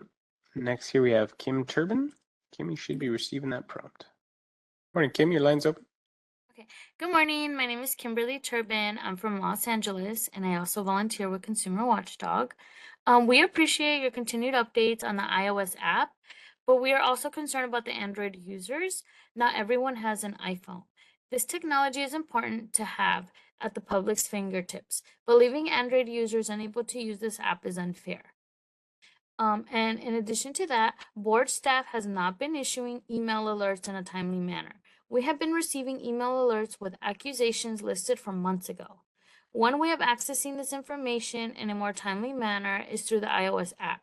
Please create the Android app so everyone will have access to this critical information. Thank you. Thank you very much for your public comment. Next here we have Tracy Dominguez. Tracy, you should be receiving that prompt. Dominguez. I am from Bakersfield, California. I am a volunteer with Consumer Watchdog. Please increase the attachment file size for complaints. We are doing our part to give you as much information as we can to support our complaints. With a limited file attachment size, we are very limited as to what we can send. We are going up and beyond to provide you all the information you need. We are working with the California Department of Public Health to investigate our complaints. And in many cases, those complaints are strong enough to help move our complaints forward. Please give us the attachment size we need. Enforcement program.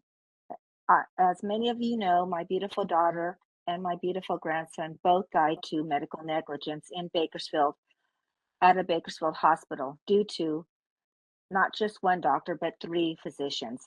Therefore, it left me to advocate with 2 medical boards, not just one.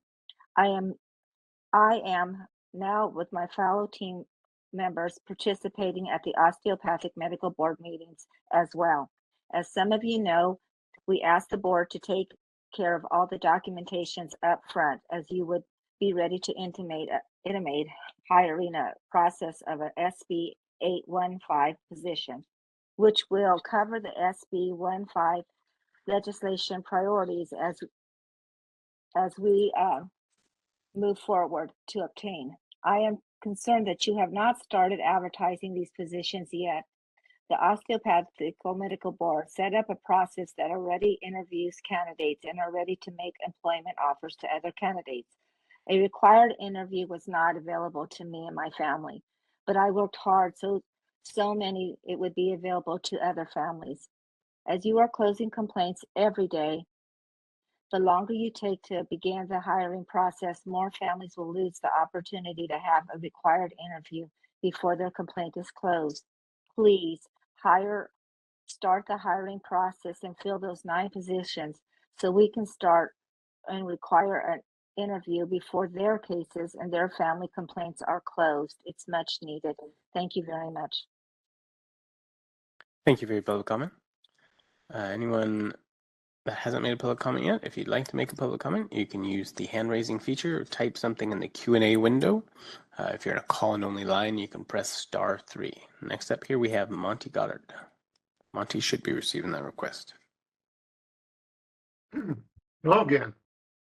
Just over a year ago, you published your updated opioid prescribing guidelines, which you had unanimously approved at your May 2023 board meeting. At the May meeting, many patients and advocates, residents of California from across the U.S., expressed in public and written comments their sincere thanks to the board. I felt gratitude. I felt relief. I felt hope. 1 year later, gratitude remains. I will also always be grateful to the efforts of board members Dr. Thorpe and at the time Mr. Woods and the board's prior executive director, Mr. Persipka, for conducting the interested parties meetings in which I actively participated and for the guidelines they produced.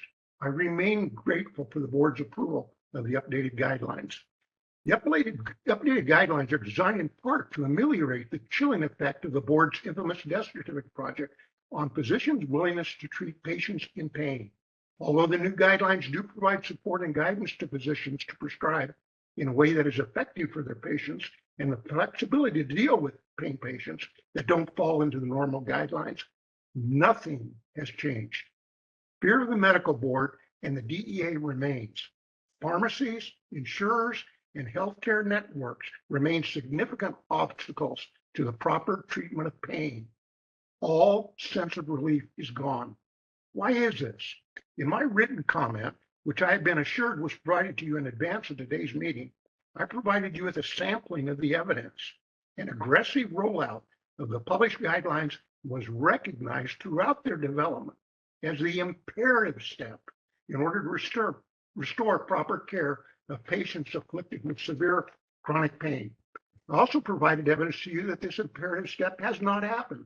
I'll add a personal account. During your August 2023 meeting, in reference to the guidelines publishing and rollout, the acting executive director essentially reported mission accomplished. Curious, I attended the next California Board of Pharmacy meeting to see if any mention would be made of your updated guidelines. The meeting's pre-published agenda material listed the guidelines as a topic in that board's executive director's planned remarks.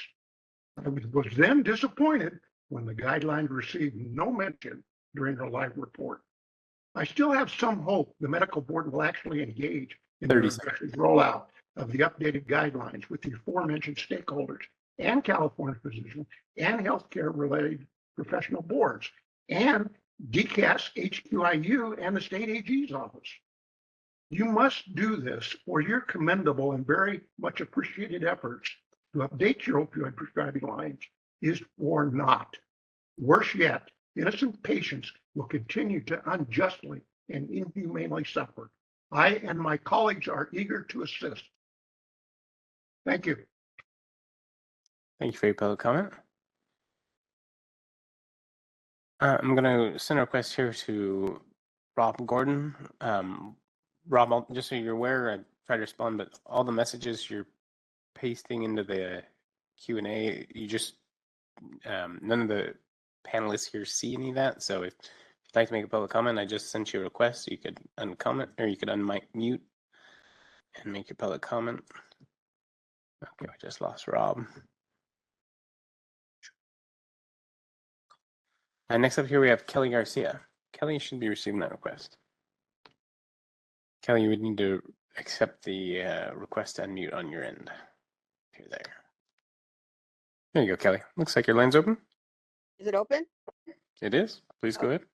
All right. I'm an RN with 30 years experience. I'm also with Consumer Watchdog. I'm a volunteer. I'm interested in the complaint tracking notification system. I tried to wait to file the death complaint on behalf of my son until I had access to the complaint tracking notification system. But I felt I needed to feel like I made sure that I met your statute of limitations. Now, the thing is, I'm an RN and I could not file complaints on my son's death, even though it was obviously there were things done wrong. And they made me go through the chart, a 17,000 page chart, And I had to put in chronological order everything that went wrong in that hospital, and everything I found, get them a copy of the chart, get them any pictures I had, anything, before they would really even listen to me. And that took me a long time, and I'm an RN. And I'm a strong RN. I'm an RN in ER, ICU. I've been a supervisor and manager for many years. I don't see how a person that's having a problem with a hospital could ever get their complaint through to you guys. I mean, they made it so hard with me. All they kept saying is go to the AMA. They didn't talk about the DO board or any other boards, because those people will be there, giving them citations or whatever. I am just saying, make this more, consumer friendly.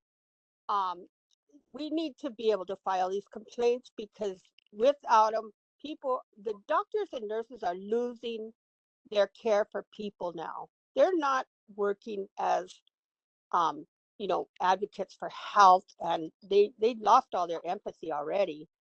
I hate seeing it. It's just, it tears me up, because I love nursing and I loved helping people. But to see what they've done and the way they got away with it and the way that's covered up, I can't watch it anymore. So I really haven't been working as a nurse anymore. But I am helping Consumer Watchdog so we could help other people get, find out what to do. I barely got the notice of the DO board and of the public health department recently. And that's been almost 2 years. So please make that more friendly. I also was 30 seconds remain. I was hoping to follow up on the other complaints about doctors had about testing for drugs and all that stuff. I think they should. I did it for every job I had. It's a must. Thank you very much for listening to me, and goodbye. Thank you for your public comment. I'm going to try Rob Gordon here one more time. Rob, should be receiving that prompt. Are you able to hear me? We can, Rob. Please go ahead. You actually can hear me? We can. I thank you for calling me. I posted so much, I don't even know what to say or what the many points I've made, but I've been trying for 4 years now, every conceivable angle that you can possibly try. I guess I'll say, I guess to a lot of the consumer watchdog people out there, you're on the right track. There was a school of thought in Eastern Europe at the fall of communism. It was called parallel polis or something like that. I call it alternative parallel structures. I don't think the way the medical board is doing business is redeemable, and certainly not in my lifetime. So maybe we should do our own system, develop our own system. I wasn't going to reveal this till later, but the school of thought started happening when I was criminalized. Like, why don't we start, and I was only half joking, why don't we start a rat dog agency? When somebody really does something wrong. Do you have a comment on the executive management reports? The executive I am giving policy comments. I have not read those reports. Is this inappropriate for me to speak? It's just this is for comments on the executive management reports. So if you can gear your comments toward that, that would be appropriate. Can I talk? Well, then as an alternative to executive management, I would recommend, especially for the consumer watchdog people, that we develop an alternative system. Give people hope again, and let them post. And you're talking about upload, having a bigger file size to upload. I mean, we can do better than that. We can develop a system that lets people post whatever they want and upload whatever they want. Now, it probably would require a staff because you would have to verify that the people really had service from that particular doctor. But that would be an alternative approach. But again, my main objective is to prove my innocence from the false charges against me. And if you're talking about executive management, I do have a lot to say. I'll give you your time back. Thank you for calling on me. Go ahead. Thank you for your public comment. This time, President Lawson, I don't see any additional requests. Thanks, Sean. One question just as a follow-up, Mr. Varghese, if you could just let us know where the process is at with the complaint liaison unit. I know you've been doing a tremendous amount of work and that it's been to DCA for approval and now it's back and we are in the hiring process, but maybe if you could just step us through what we've done over the last couple of months. So the the budget authority we received, that unit needs to be up and functioning within 6 months after the budget authority and the position authority that we received. So we just couldn't do anything with the hiring. We cannot start the hiring process until the governor signs the bill, right? The budget.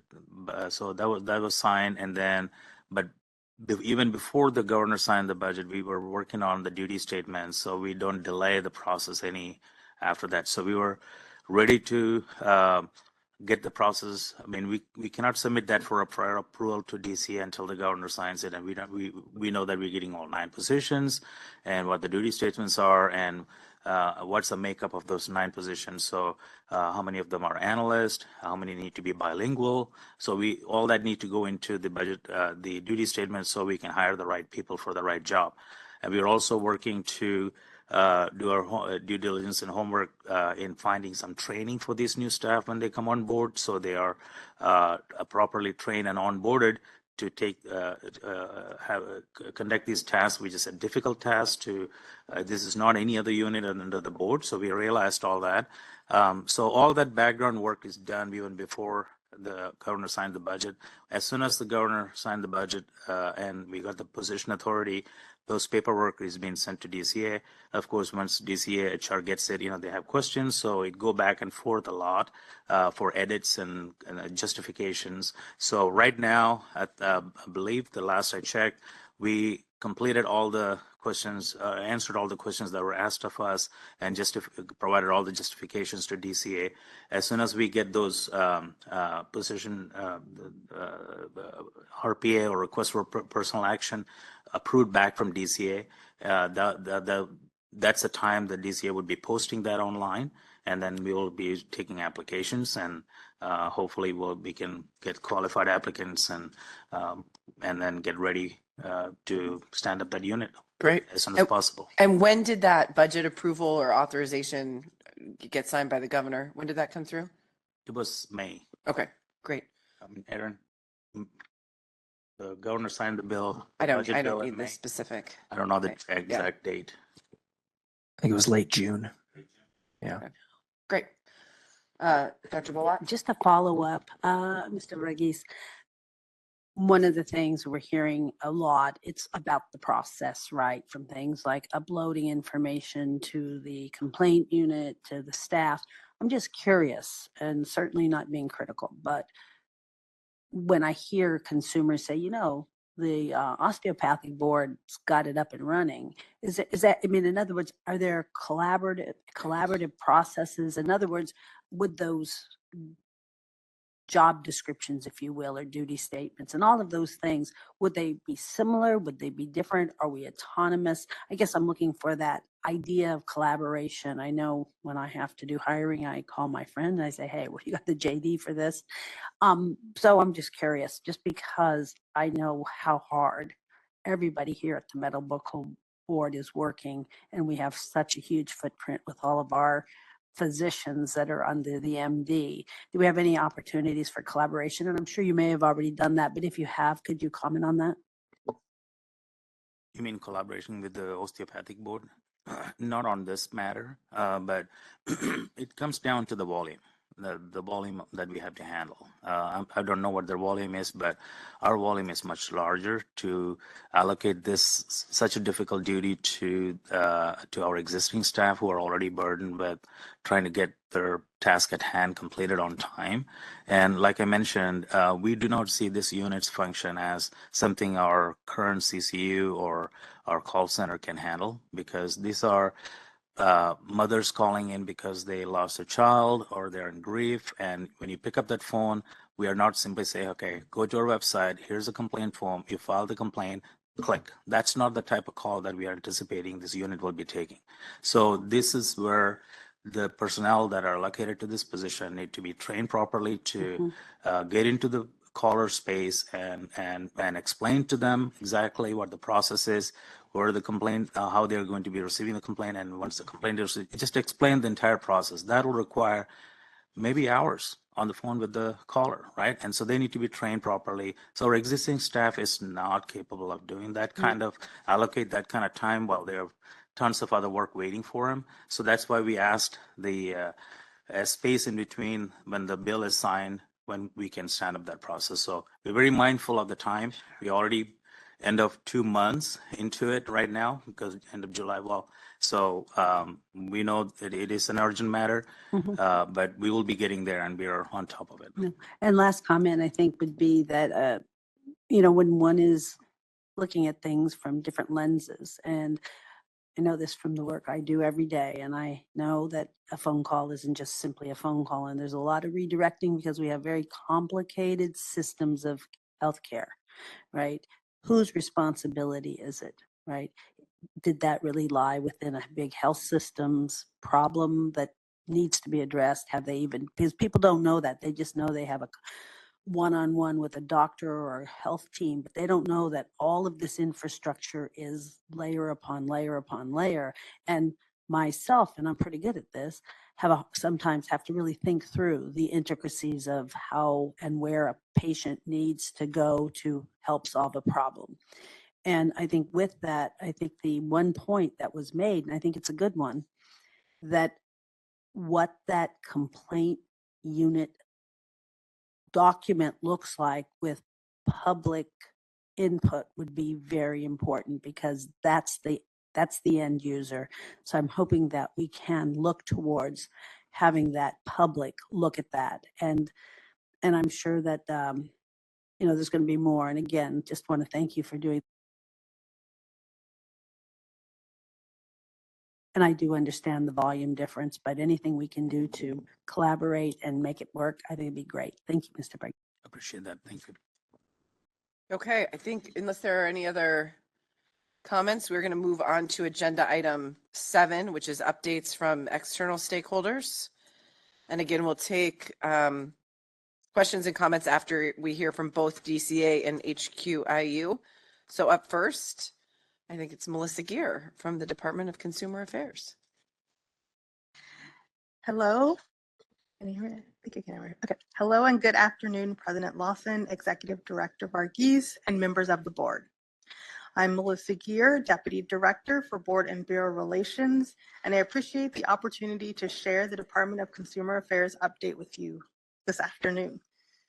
Before I begin my update, I would like to welcome our newest board members, Dr. Irving Ayala Rodriguez, Annie Chung, Marina Torres, and Wendy Mitchell in her absence. I appreciate your commitment to serve and protect California's consumers and look forward to working with you during the Senate confirmation process and beyond. Speaking of Senate confirmation, I would also like to congratulate Dr. Felix Yip, who was confirmed by the Senate yesterday, thereby completing his confirmation process. Finally, I would like to thank Nicole Jung and Dr. Hamet Dingra for their service on the board and wish them well in their future endeavors. Now I will highlight a few updates and reminders. Please feel free to follow along in your materials.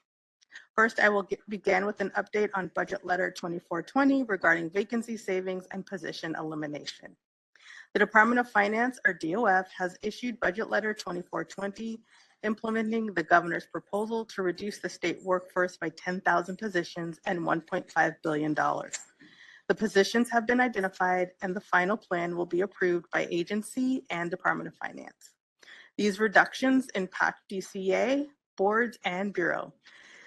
DCA will share further guidance and information as it becomes available from the Department of Finance. Next, I'd like to remind you about the updated workplace violence prevention policy and new training requirement.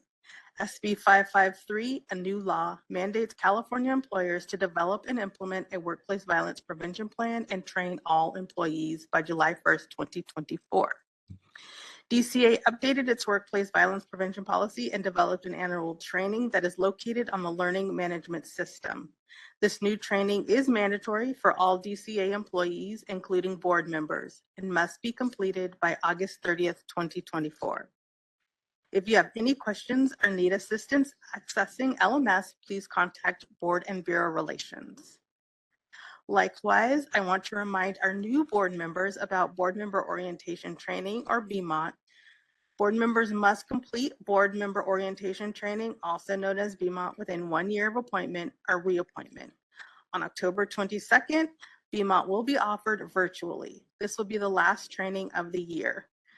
Members can register for this training via LMS. And I know there's a bunch more, but that's the highlights. So lastly, as I close, again, thank you for the opportunity to join you today. I'm happy to answer any questions from the board. If further information or assistance is needed on anything that I provided, either verbally or that's in your materials, just please let me know. Thank you. Thank you, Ms. Gear. Now we'll hear from Ms. Nichols and Ms. Whitley from the Health Quality Investigation Unit. Good afternoon. I am Chief Kathleen Nichols with the Division of Investigation. Also with me is Stephanie Whitley, Deputy Chief for the Division of Investigation's Health Quality Investigation Unit. It is our pleasure to provide the board an update on the Health Quality Investigation Unit, also known as HQIU. HQIU has made continued progress on the pending workload in cases over a year old, as demonstrated in our updated graphs in Board Agenda Item 7B. HQIU currently has 19 investigator vacancies, equaling a 23% vacancy rate. 5 new investigators started in July, with 2 additional candidates cleared and pending start dates. That's outstanding news. That's the equivalent of an entire field office. So we're very excited about that. There are 20 candidates in background, 7 of which are in the final psychological and medical portion of the process. We hope to have final clearances soon.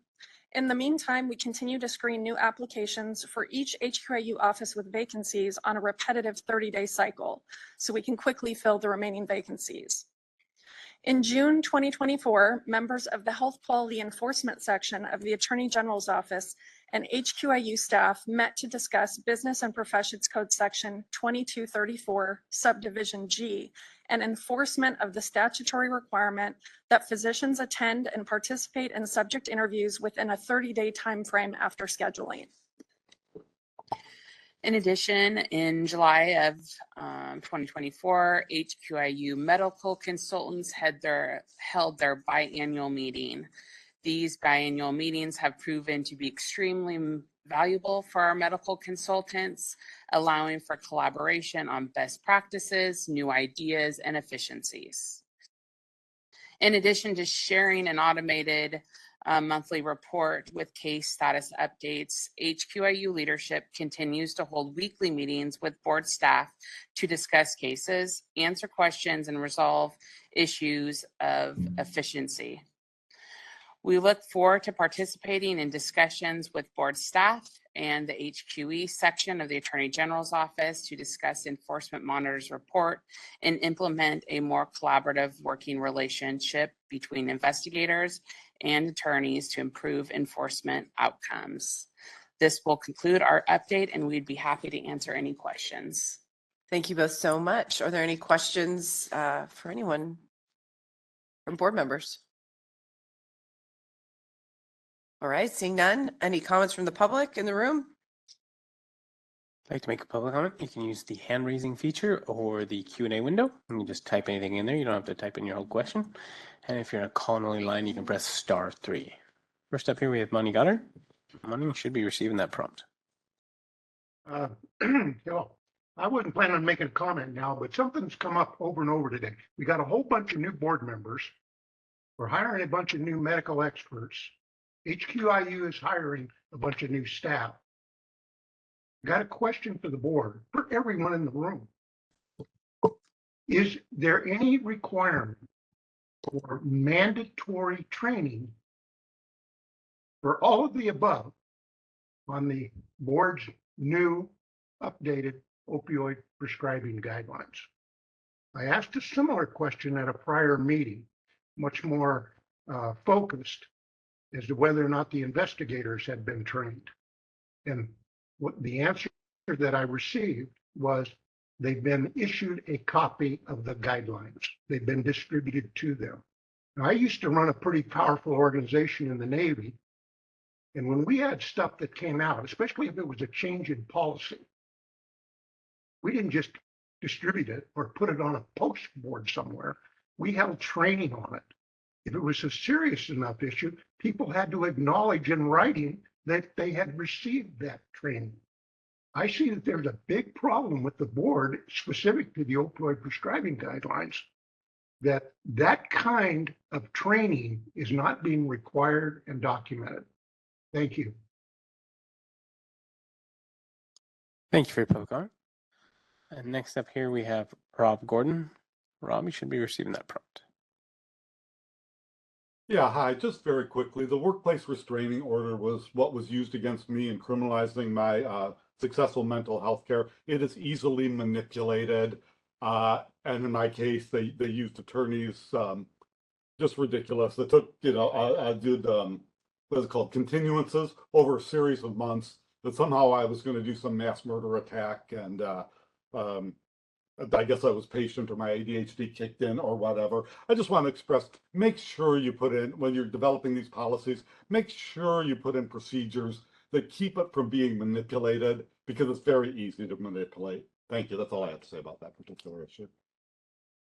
Thank you for your public comment. This time I don't see any additional requests. Thanks, Sean. We'll bring it back to the board. Any comments, questions from board members? Okay, we are going to take a 10-minute quick break. I guess we'll take a 12-minute break. We'll be back at 1:20.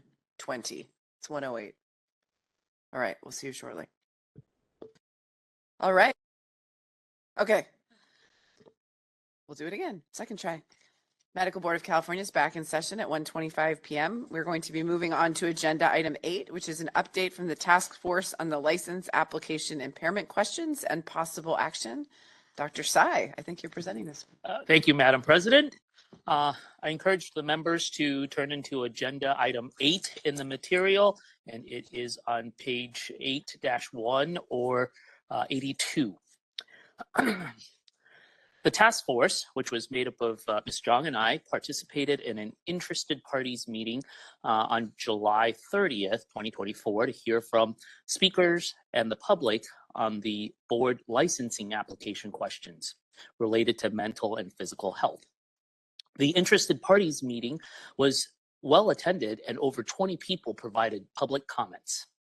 Additionally, the board received over 80 written comments from the public ahead of the interested party meeting regarding this topic, which were reviewed and considered by the staff and the task force members. We heard from interested parties that the current question may discourage individuals wishing to practice in California from voluntarily enrolling in monitoring programs or from seeking mental and or physical health care to avoid having to answer yes to the board's current application questions. The speakers included Mark Statz, the Chief Learning Officer at the Federation of State Medical Boards. The second speaker was Janelle Ryan, MD, who is the Director of Innovation, Policy, and Strategy for the North Carolina Medical Board. And our third speaker was Ms. Stephanie Luca, JD, who is the Executive Director of the State Medical Board of Ohio. Among other things, we learned that the North Carolina was the first state to stop asking impairment questions on their licensing applications and move to an attestation model in 2017. And Ohio changed their licensing application to only ask one question in 2023, which provides a safe harbor for individuals to be able to answer no to having an impairment condition if they are being appropriately treated or if they are in compliance with a monitoring agreement with Ohio's professional health program. After careful consideration of the input received on this matter, and to comply with the requirements of AB 2164, which is pending legislation that the board supports, board staff and the task force recommend that the introductory statement and questions relating to mental and physical health be changed, as indicated in this memo. This change would modify the introductory statement to say, important, the board recognizes that the healthcare providers encounter health conditions, including those involving physical, mental, and substance abuse disorders, just as their patients and clients do. In addition to providing care for others, the board encourages and expects its licensees to also seek care for their own health needs and recognizes that doing so is critical to consumer safety and helps sustain California's healthcare workforce. An affirmative answer to the question below will not automatically disqualify you from licensure. The board will make an individualized assessment of the nature, the severity, and the duration of the risk associated with ongoing medical condition to determine whether an unrestricted license should be issued, whether conditions should be imposed, or whether you are eligible for licensure. Please note that a limited practice license may be available. The recommended change would also replace the current question with just one question, which would be, are you currently suffering from any condition that impairs your judgment or otherwise adversely affect your ability to practice medicine safely? That is, in a competent, ethical, and professional manner. You may answer no if you have any condition which does not impair your ability to practice medicine safely, or if you are receiving appropriate treatment for a condition. And due to that treatment, the condition does not impair your ability to practice medicine safely. This change would also be considered with recommendations of the Federation of State Medical Boards. Consequently, I would like to make a motion for the board to direct staff to change the introductory statement and questions on mental and physical health on its licensing application as recommended by staff and the task force. This change would be effective at least by January 1st of 2025. I'm happy to answer any questions from the members. I'll second your motion. All right, thank you, Dr. Tsai, and thank you to Dr. Helzer for the motion and the second, and for that report, as well as for serving on the task force and attending that interested parties meeting. Are there any questions or comments from the board members? Mr. Watkins. Yes, I was just, so the question is very clear to me. When you tested the question with the interested parties, did they feel the same way? Was it easily understood? Because I just want to make sure that, you know, you don't have to go re-answer what do they mean and what do they mean, because when people do applications, they're very jittery. And it's clear to me, but I was just curious as to when you tested it, whether it was also received in that way that it, in this clear manner. Yeah, I think our question sort of is on par with what the Federation of State Medical Board recommends. This is similar to the North Carolina question, I believe. There's a lot, you know, the first part of the question is sort of out there, and we added more comments to sort of explain that if you can't answer no if you are doing these things, because the last thing we want is for people unsure of how to answer this question. And now if they answer one way or another, then, you know, they come into questions, and we wanted a lot more information so that they would be able to answer the question truthfully. I just have like a quick question.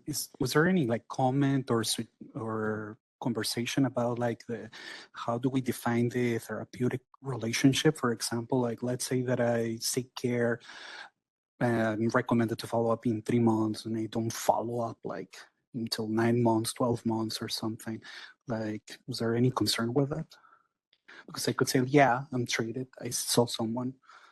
Oh, well, I think, Yeah. you know, the question as it's defined is that you are being treated for a condition that does not impair you from practicing medicine. So if you are treated, then you can answer no, right? If you're being treated and you don't follow up, then are you really being treated? So it's just like high blood pressure. You could say, well, I saw a cardiologist, they gave me medicine, but I don't take the medicine, then I don't think you're appropriately treated. Any other questions, comments? Dr. Yep, then Dr. Black, I'll go to you next. So in the past, reading cases that some applicant actually misunderstand question one another. So reading, if may answer no if you have any condition which does not impair ability to practice med safety, and due to treatment condition does not impair your ability to practice medicine safely. So the question I have there is that if I'm a licensee who has substance abuse, but I'm in treatment, I have not relapsed, but in the past I relapsed 3 times, I may relapse again 6 months later. In a way, I feel good now. I don't think I have a problem, and I may say no, but then next year I get in trouble, come to the board, what I do, will I be dishonest, or would the boss say, hey, you know, you didn't answer yes, because I mean, there's a timeline there that the moment I apply, I may be fine, I'm not impaired, but then I have a history like that. So I'm not sure how I deal with that that provision there. And I know the whole application is somewhere say when you sign your signature, this is true. But I think it's important somewhere close to that, that we may have to really post something that if you are not honest, that the consequence, because we have read cases that physician quote unquote misunderstanding what they asked for, did not report their license or restrict somewhere else, and they're being disciplined for dishonesty. So I think we need to upfront tell them, you have to really, really consider and think twice before you answer it, or even call the board and say, what should I do? So let's say yes or no. So thank you. Yeah, I just want to say thank you to Dr. Tsai and Ms. Young for working with our interested parties. In reading this, I think this does meet the intent, and there will always be people that even when they did have a condition, they weren't sure how to answer the question either. And we did hear from our physician wellness group that, you know, by putting those questions out there, people may not disclose.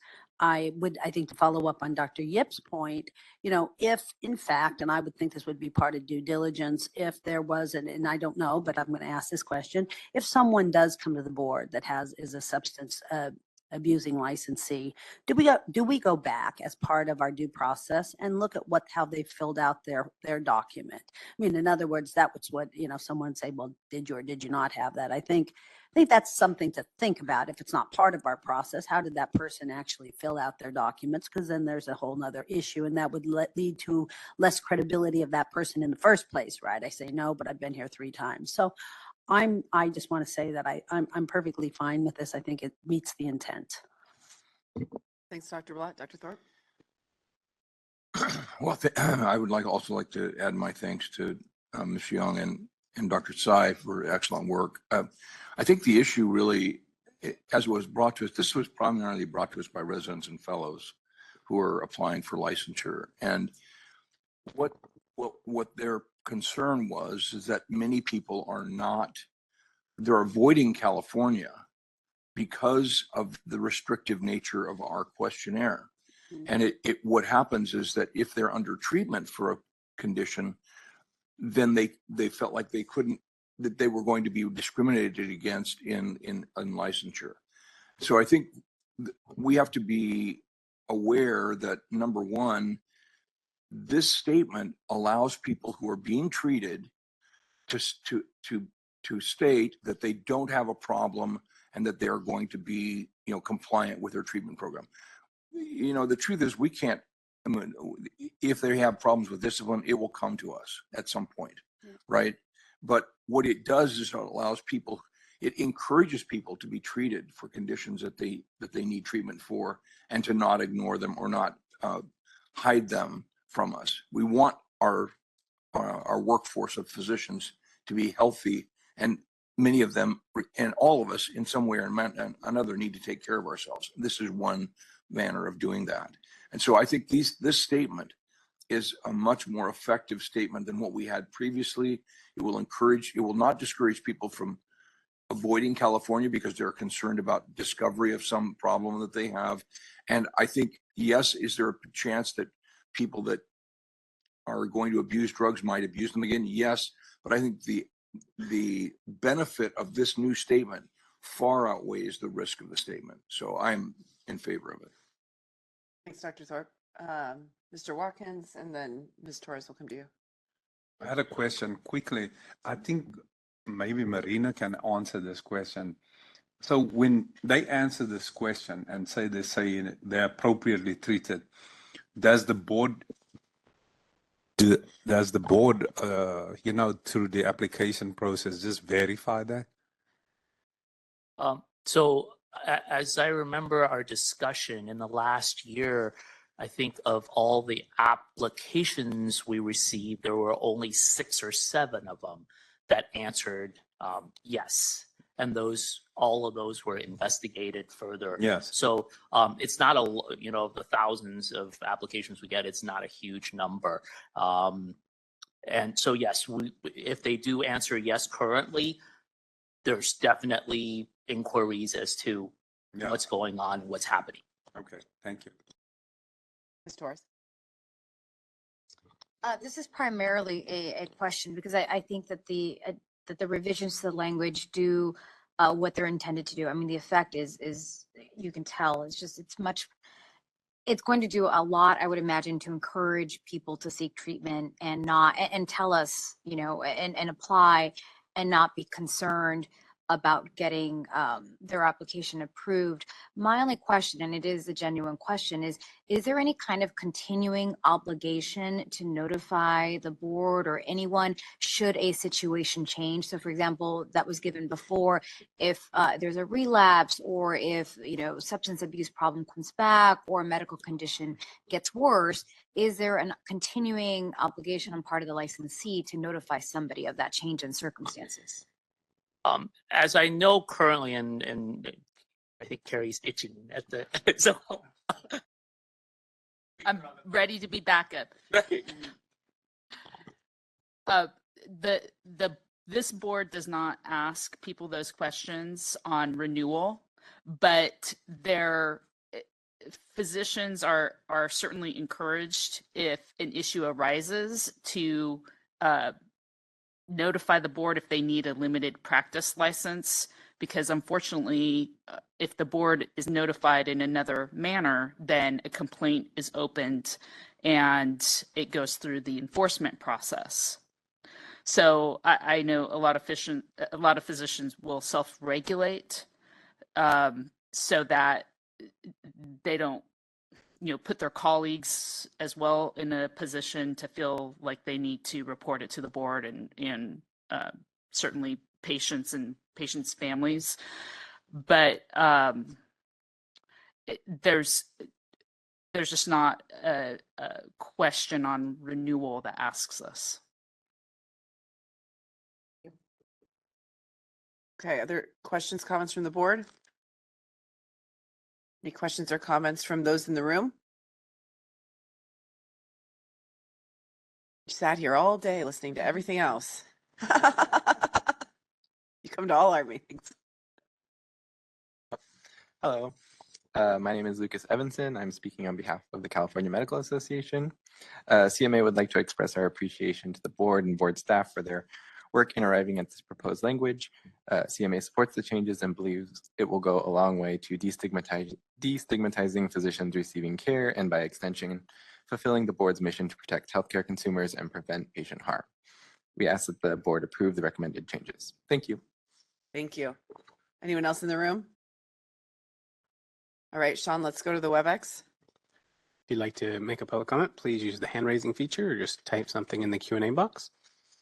Also, if you're in a call-only line, you can press *3 in order to toggle raising your hand. First up here, we have Kim Turbin. Kim, you should be receiving that prompt. Hello. My name is Kimberly Turbin. I am from Los Angeles and I'm a volunteer with Consumer Watchdog. I participated in the interest parties meeting with the hope that the board would truly be interested in our opinions, but obviously you were not. Thank you for not taking my comment into consideration. Too many women and babies have lost their lives, and your focus and concerns of how doctors may feel having to answer questions that we all have to answer at our jobs about their impairment and physical issues that will impact their ability to practice medicine on people like me and my children. You have lost sight of your mission to protect consumers. My children are a lot less safe now. Thank you. Thank you for your public comment. Next here we have Dylan Izaseta. I got that close. Yeah, that was perfect. Thank you. Yeah. Can you hear me okay? Yes, we can. Okay, perfect. Thank you. Again, I am Dylan Izaseta. I am from Moreno Valley and I'm a volunteer with Consumer Watchdog. I am joining my fellow advocates and thanking you for not taking advocates' comments into consideration. I'm shocked that you would not ask these questions regarding impairment and physical and mental health. These are questions that we do not have the right to know, but I'm concerned that you don't want to know the answers to these questions. Your job is to protect the livelihoods of us and our lives, not the livelihood of licenses. Thank you. Thank you for your public comment. Next here we have Tracy Dominguez. Tracy, you should be receiving that prompt. Hi, I'm Tracy Dominguez and I am from Bakersfield, California. I am a volunteer with Consumer Watchdog. I participated in the interest party meeting. I made a point of getting the day off so I could participate. I don't think you realize how much it takes our team to attend and participate in these meetings. This meeting was a huge disappointment. You have failed me again. I don't think this board could fail me, but it has again. But you managed to do so. All we ask from you ask the question that will give the information you need to protect our families, but you have chosen not to. You have chosen to protect the livelihood of the substance abuse doctors and physically impaired doctors over our lives. What happened to consumer protection? We want to hear about it. We don't want to hear about it. We want to see your actions and prove to the public that you're attempting to meet our mission. This board failed me 5 years ago. My grandson would have started kindergarten this year. But yet, this board still doesn't listen to the public. Patient safety should always be the first and foremost, most important thing you do on this board. My grandson's future and my daughter's was taken away. Patient safety is your job. First and foremost, please don't lose sight of that. My grandson should have had his first day of kindergarten, and he deserved it. Thank you. Thank you for your public comment. Next, we have Michelle Montserrat Ramos. Michelle, looks like your line's open. I am Michelle Montserrat Ramos, and I'm with Consumer Watchdog. Thank you for not taking any of our team's comments into consideration. This interested parties meeting was managed as a traditional board meeting. We were forced to listen to 3 speakers that only focused on the physician's feelings and concerns. We had already listened to these sentiments in a prior board meeting, so there was no reason to find 3 other speakers to deliver the same message. How was it an interested parties meeting if only one side of the issue was presented? Please understand, I have the institutional history here. I know how many years I fought this board to place SB 1441 into regulations. It took 5 years of my life. Yet, you are rushing to make a decision and are ready to submit language for a bill that is still in the legislature.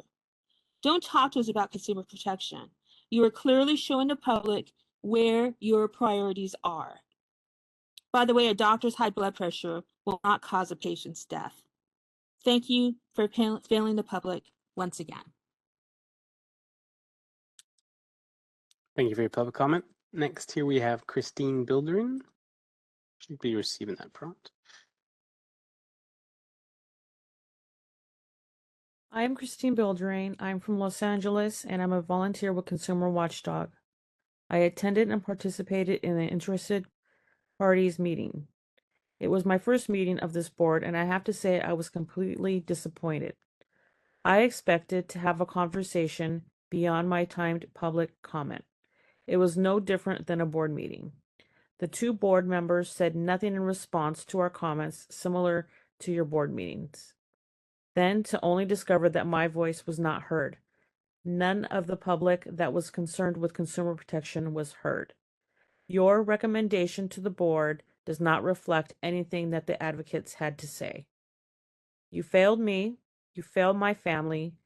We expressed over and over all of the other healthcare professionals and other professionals must answer these questions for licensing purposes, but you stood firm on your commitment to have one rule for doctors and different rules for everyone else.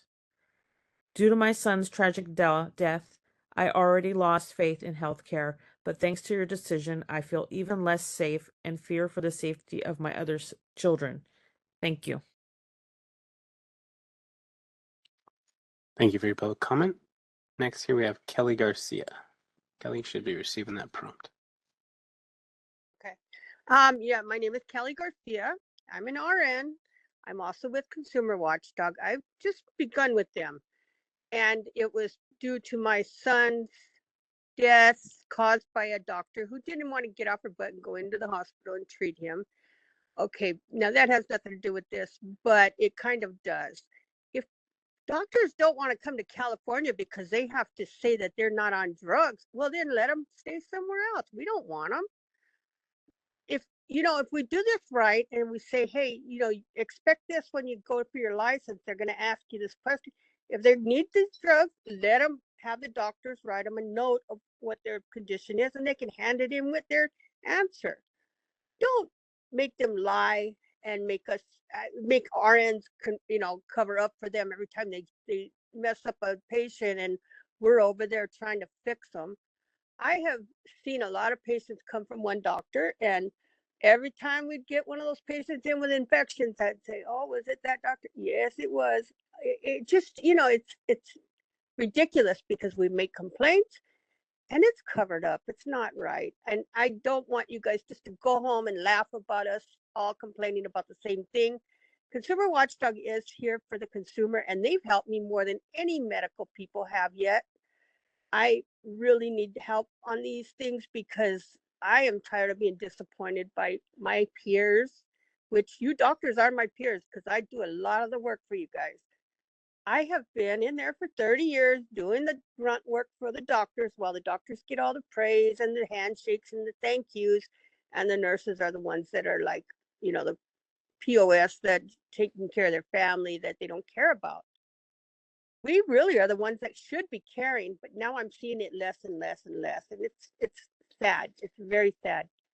I still love patients and I want to smile at them and everything. I don't have it in me no more. My smile's gone. And I hope it gets to you in your heart because I am you and you are me, and hopefully you don't have to sit where I'm sitting. Because you'll be in the same position unless you probably know more people in there. But we all need to work together, and we need to straighten out medical care and put doctors back on the pedestal they belong on by making them work for it. Thank you very much. I appreciate you listening to me, and I wish you could have done justice for us.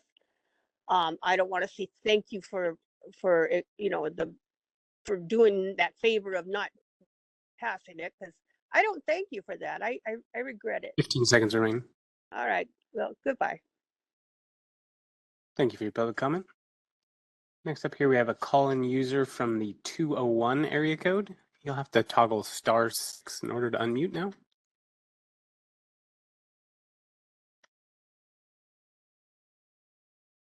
Hi, can you hear me? We can. Please go ahead. Okay, awesome. Hi, my name is Dr. Annie Huang, and I'm a resident physician with SEIU CIR.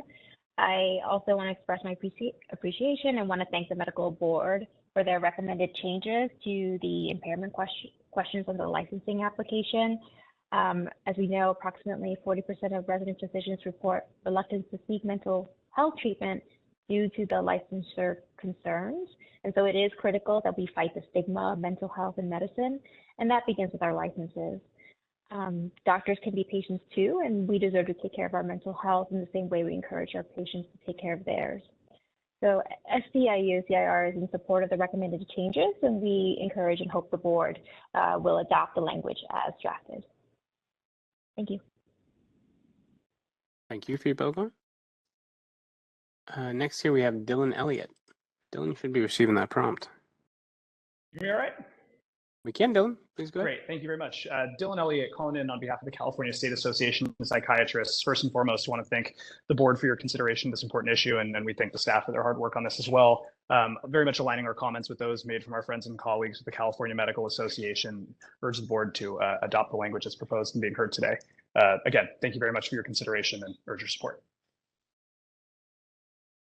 Thank you very much. Some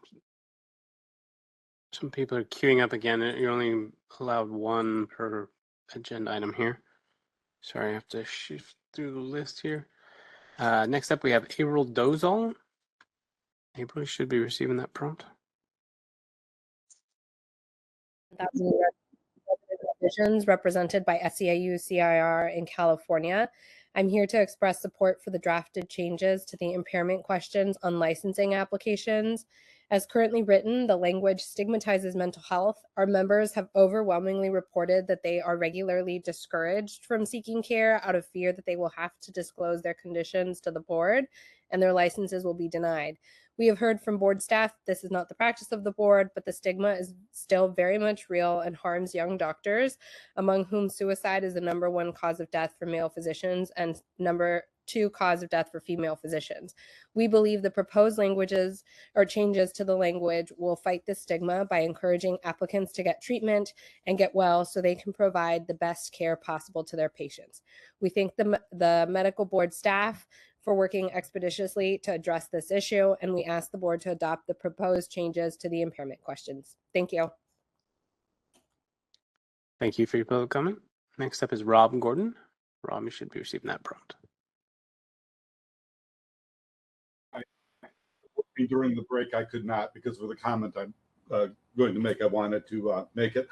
My opinion on this, I am still forming it, but it has, of course, been colored by the false accusation made by your CEO, Mr. Varghese, that I am a chronic marijuana user. I am not. And Mr. Varghese, I am willing to take the urine tests if you want, as long as you do also. I don't think this is relevant to the agenda item. Yes, totally relevant. I'm sorry, do you think it's not? You're given specifics about a pending matter, so do you have an Oh, opinion? I mean, I don't even know if it's still, okay.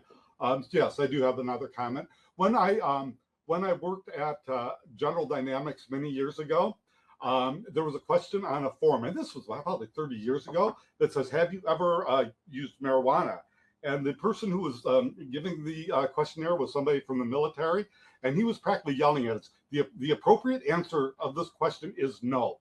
Do not answer yes. He was practically ordering it, because what you are doing is screening out honest people. I was honest, and I have paid dearly for being honest. When I was asked that question, it was an entrapment. But I mean, I really, my heart goes out to the people who have lost kids and stuff by impaired doctors. But I just am really skeptical that those people would answer honestly, that they would self-report. So there are many, many issues involved here. I'll let somebody else have the floor. But you know, you are screening out against honesty. You are discouraging. You are increasing the stigma of mental health, which that horse may have already bolted the barn. But I think you do need to communicate to everybody that, you know, that the honest people will be screened out. Thank you for taking my comment. Next up, we have Maria Ibarra Navarrete.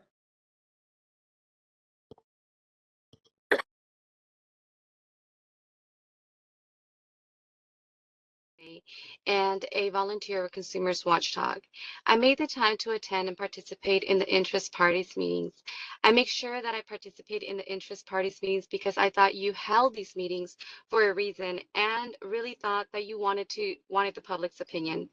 I was wrong. It was a complete disappointment to sit through that meeting for an hour listening to 3 or more speakers who delivered the same message that the speakers of the quarterly board meeting already expressed.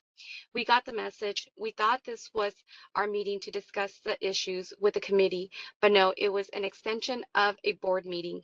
The real disappointment was to see that you did not take our input into consideration at all.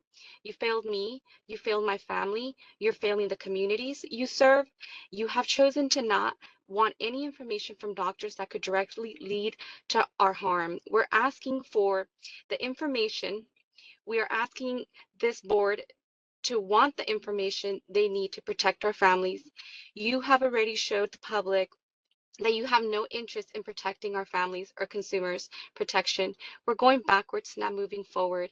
And in relation to the stigmas of mental health, I think it is important that all doctors are accountable for their own mental health. We're all humans. Me, as a registered dental assistant, I have to answer questions if I am impaired, if I have any drug issues that impair me to currently provide services to the communities that I serve.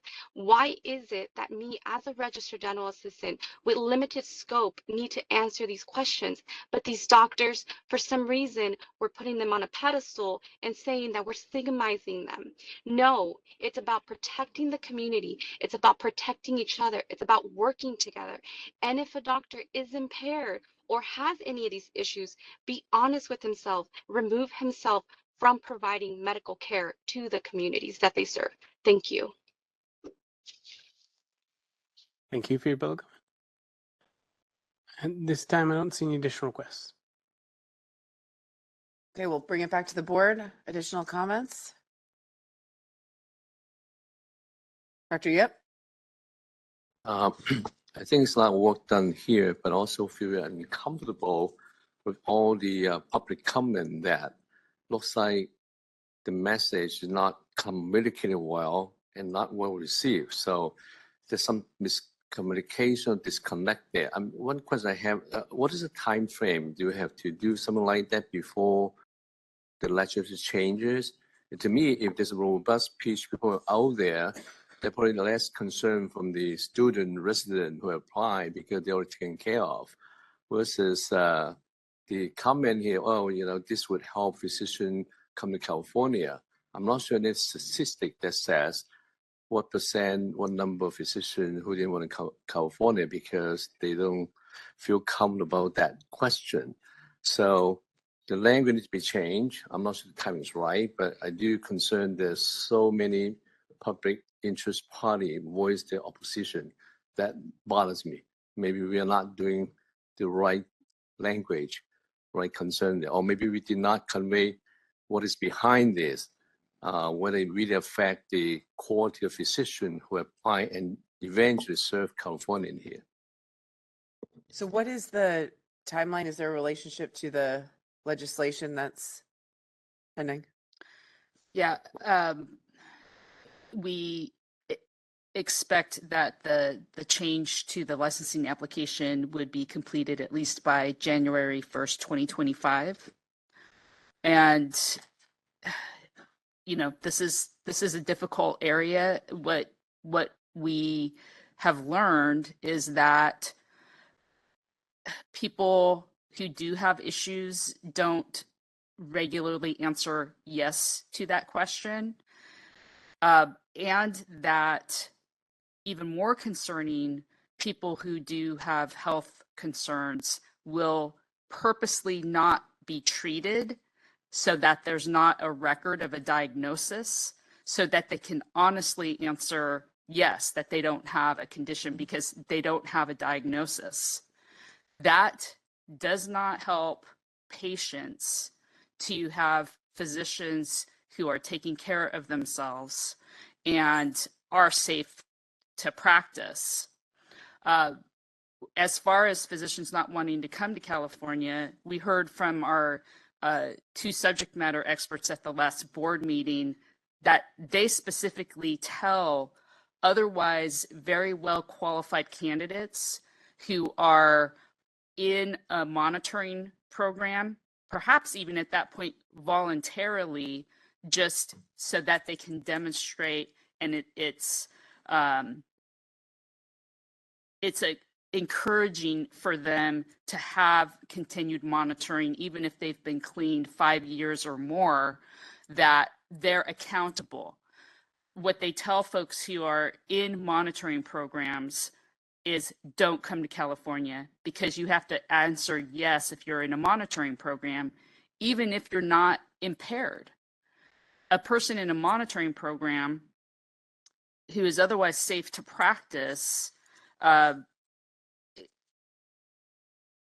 they're not posing a danger to California consumers. And it is concerning if California is discouraging those folks from coming to California if they're safe to practice. Aaron, I saw you take a seat, maybe to talk about the legislation. Thank you, Madam President. Yeah, just to tag on to what Ms. Webb was saying, this was also crafted in line with the requirements of the legislation that has not yet been signed, has not been finally approved yet. The timing matters were important for us because, you know, we felt we're going to change it. Let's change it once rather than make a change and then make another change in line with an expected statutory update. And then further, there are some technological implementation factors that need to be considered. And if we don't make a decision until the November board meeting, then that puts some of those implementation timelines at risk, so that way we can be compliant with, again, this expected law change that would be effective come Jan 1. Thanks, Aaron. Just a couple comments from me. I mean, for me, this is about consumer protection, right? I mean, none of us on this board want an actively substance abusing physician to be practicing medicine, or somebody that's impaired because they have dementia practicing medicine, right? But I believe I really believe everybody deserves to be able to seek treatment for any condition. Again, whether it's a heart condition or whether it's a mental health condition or a substance abuse condition.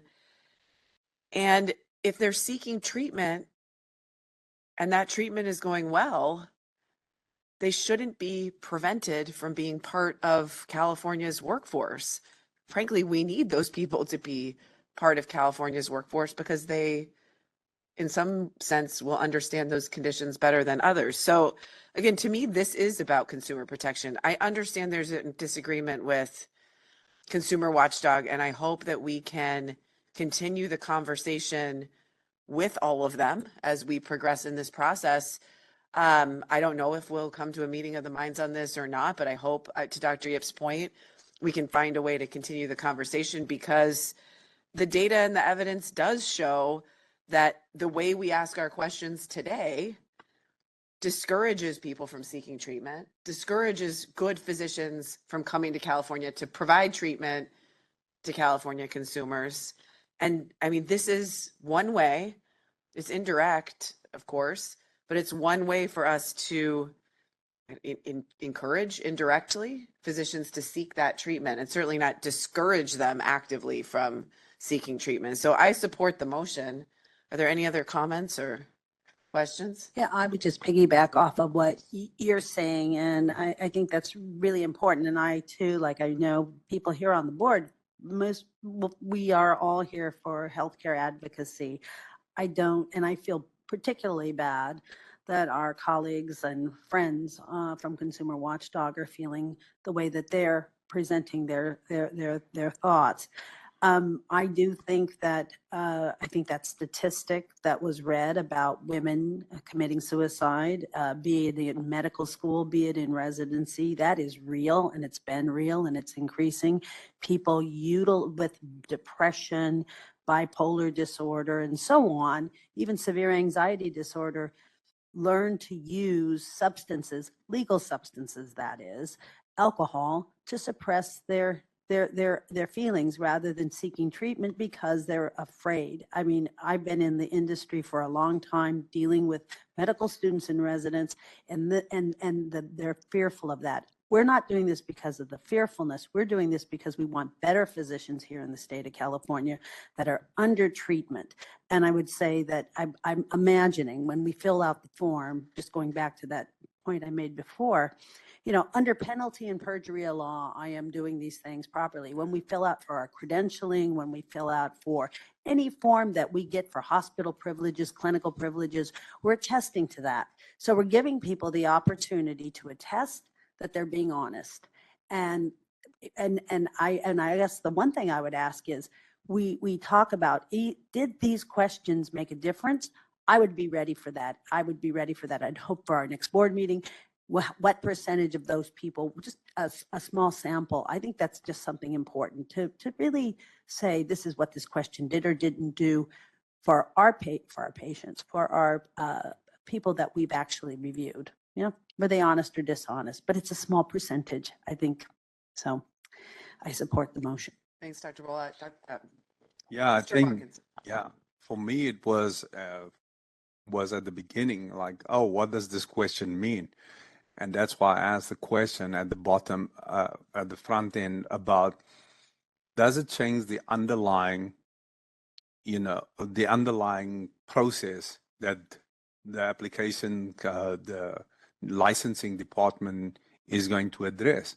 And there was only like 5 or 6 in the last 5 years of people who answered, and then they were offered, I think 2 were offered probationary licenses and they didn't accept it. So this was a question to allow people to feel free to get the kind of care that they need. I think the concern from the public has been the way, if you just read the question, you think you're not protecting somebody because you think that all this background work is going to fall by the wayside. And that's not going to happen. What's going to happen is they're going to answer the question, and the system that evaluates them will still be in place. That hasn't changed. And I think that could be one of the things that may be causing confusion. I think, down the line, whether we ask just to say that or any of that, when on the renewal, maybe, did any of your repeating that question could build a safeguard for the public down the line. But I think since nothing really changes except the question that we ask, and it still gets flagged and reviewed by licensing, I think we're in a substantive way, it's still the same. Yeah, I appreciate that, Mr. Watkins. And, the board, there's a lot more questions on the licensing application than just this. We ask about unusual circumstances. We ask the medical school about unusual circumstances, the postgraduate training program, as well as the applicant, and get a lot of information from that. If the person is impaired while practicing, then we expect to see evidence of that in their program, from their medical school, from, if they're already a licensed practicing physician, from how their practice has been evaluated. And the board has access to nationwide reports on that. I also want to point out that one of the options that was discussed that North Carolina does is they don't ask any of these questions at all. They have an attestation model with a similar introductory statement that, we understand physicians can have illnesses and we expect you to get treatment. And there's no question, it's a statement, and the person acknowledges the statement. Ohio went from multiple questions down to one that's very similar to what we're asking here. We're still asking the information that we basically have compressed 3 questions into one, still asking about current impairment. We're still asking the question, but we're also giving support to get appropriate treatment. We want people to do that. And I'll just conclude there. Thanks, Ms. Webb. All right, further comments, questions? Yes, sorry. Dr. Just, Isle, over to you. thank you so much. Just one last comment. So don't get me wrong, I'm in agreement with this. I believe that this is a very good wording for the statement.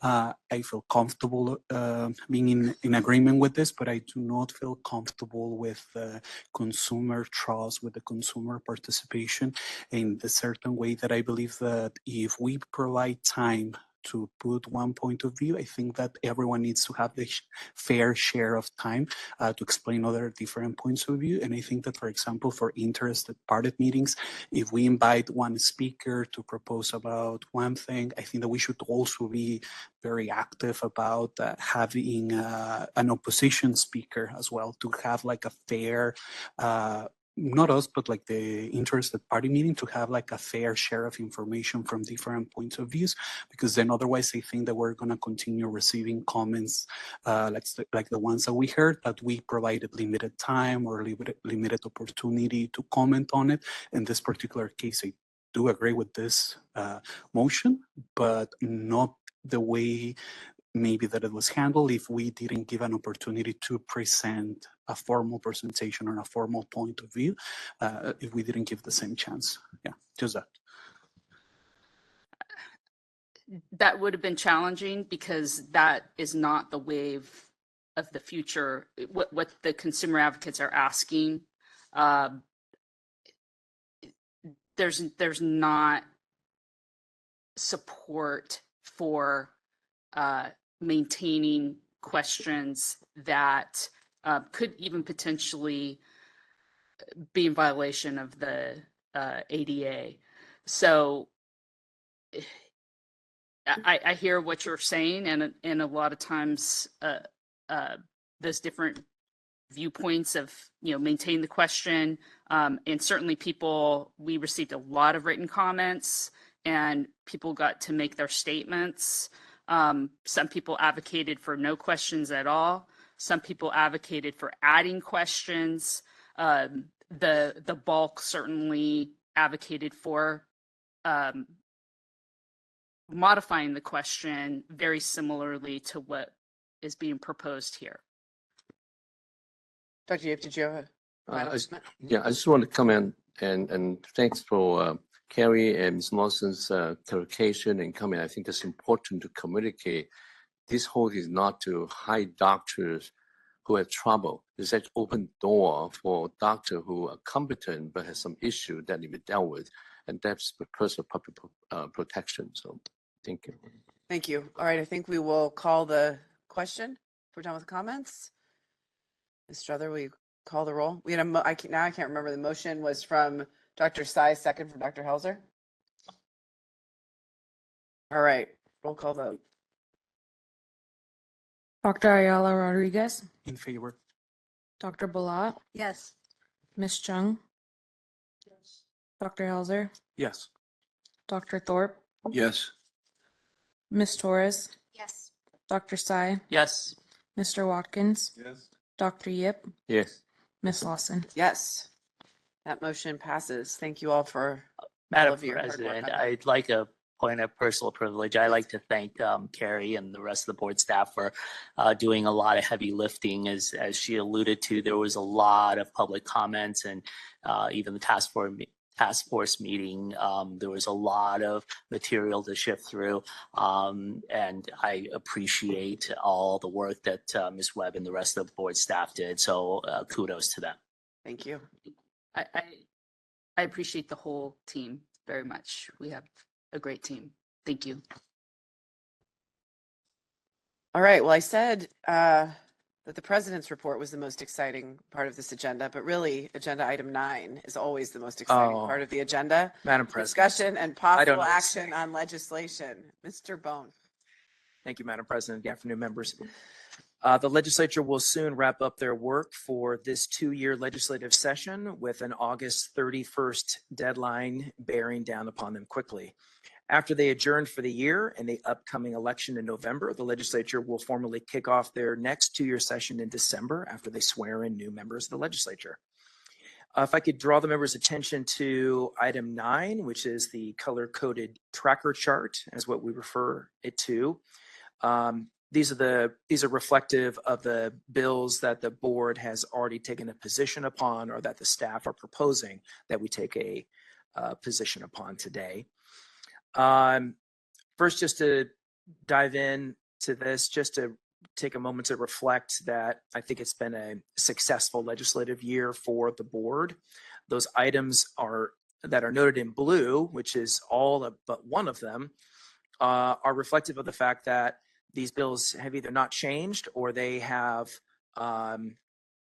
we're satisfied with the direction that they have taken, and that amendments that have been taken to the bills are in line with the board's positions. Most notably, due to amendments following the last board meeting, we now have a neutral position on AB 796, the athletic trainer bill that was a subject of some lengthy discussion last year in particular by the board, and Assembly Bill 1991, which was a bill that we talked about last board meeting, and we had some significant concerns. We also have a support position now on the two bills that extend and expand the Physicians from Mexico program. And that's been a very good and worthwhile effort there. And we'd just like to thank the board for their leadership, and for my peers and others on the executive team who have been very diligent and supportive of everything that the board has tasked the staff with doing. And it's just been a real pleasure to continue to work with all of them. So all the bills that you see on this chart, they are pending final approval by the legislature. If they do get approved, then they will be sent to the governor, where he will have until the end of September to either sign or veto them. There is only one bill, members, SB 639, that staff are proposing for discussion today. And this was a late bill. It was amended after the board meeting, so late in the legislative session. It does relate to continuing medical education requirements, or CME. And unless there's any questions, Madam President, I'm happy to move to that item. That sounds great. Dr. Thorpe? Thank you, Mr. Bone. I appreciate your diligent work and on our behalf, and the fact that you have been so effective is a testament to your character and your good work. I did have a question about this bill, and it on the surface it seems like a reasonable concern, certainly, and I'm speaking in my prior role as a general internist and have done gerontology for 40 years. My question is,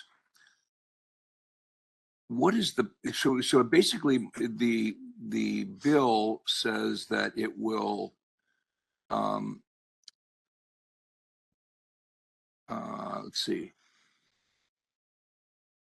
it encourages physicians to pursue courses on the special care needs of patients with dementia by adding that topic to an existing CME requirement for general internists and family physicians with a substantial patient population age 65 or older, and adds a similar requirement for nurse practitioners and physician assistants. I assume nurse practitioners and physician assistants with a substantial patient population, yes, age 65 or older. So how do you determine that? Determine which thing, doctor? I mean, how are you going to, who's going to decide which of the family practice and general internal medicine docs and nurse practitioners and PAs have a substantial patient population? Number one, what is substantial? Yeah. And number two, how are you going to actually figure that out?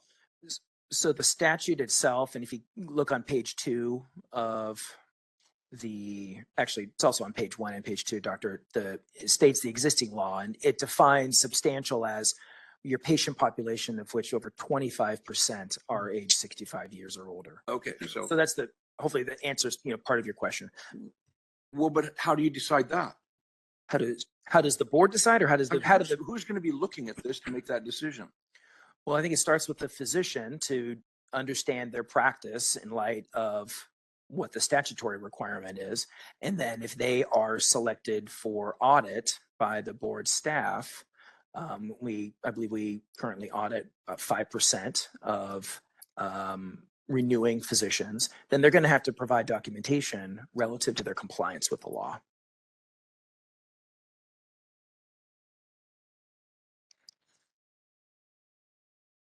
Is that helpful, Doctor? No. Okay. Well, I mean, I just think that's okay. Great. You're gonna audit 5% of the licensees in California. Probably 20% of those, maybe 30%, are family practice and general internal medicine docs. It just seems like a very ineffective way of educating the physician population about dementia. I mean, you're assuming that people are going to run out and enroll in CME courses now because you're telling them to. I don't think you take it as me, Aaron Bona, telling them to, Doctor. But yeah. I'm not saying so I'm just saying if it's helpful, Doctor, the statute that's being proposed to be amended is a almost 25-year-old statute. So it's been on the books since the year 2000. What is being proposed right now, in my view, arguably eases the requirement for physicians to comply by adding these additional words, the special care needs, the special care needs of patients with dementia. It's adding that as a topic for coursework to comply with this pre-existing requirement. And so I'm not sure how to help with kind of like the history of where we've been and again, since this statute has been on the books since about the year 2000. But I think this bill arguably makes it easier for our licensees to comply with this existing requirement. Now, it's a different matter for the nurse practitioners and for the PAs, because this bill is establishing a first-time requirement for them. And I've got language in the analysis with the concerns that were raised by the nursing board and the PA board. But we're in a different situation, in my estimation, Dr. Thorpe, because this requirement is already on the books. So just one follow-up, and that is, so this addition of the sentence, the special care needs of patients with dementia,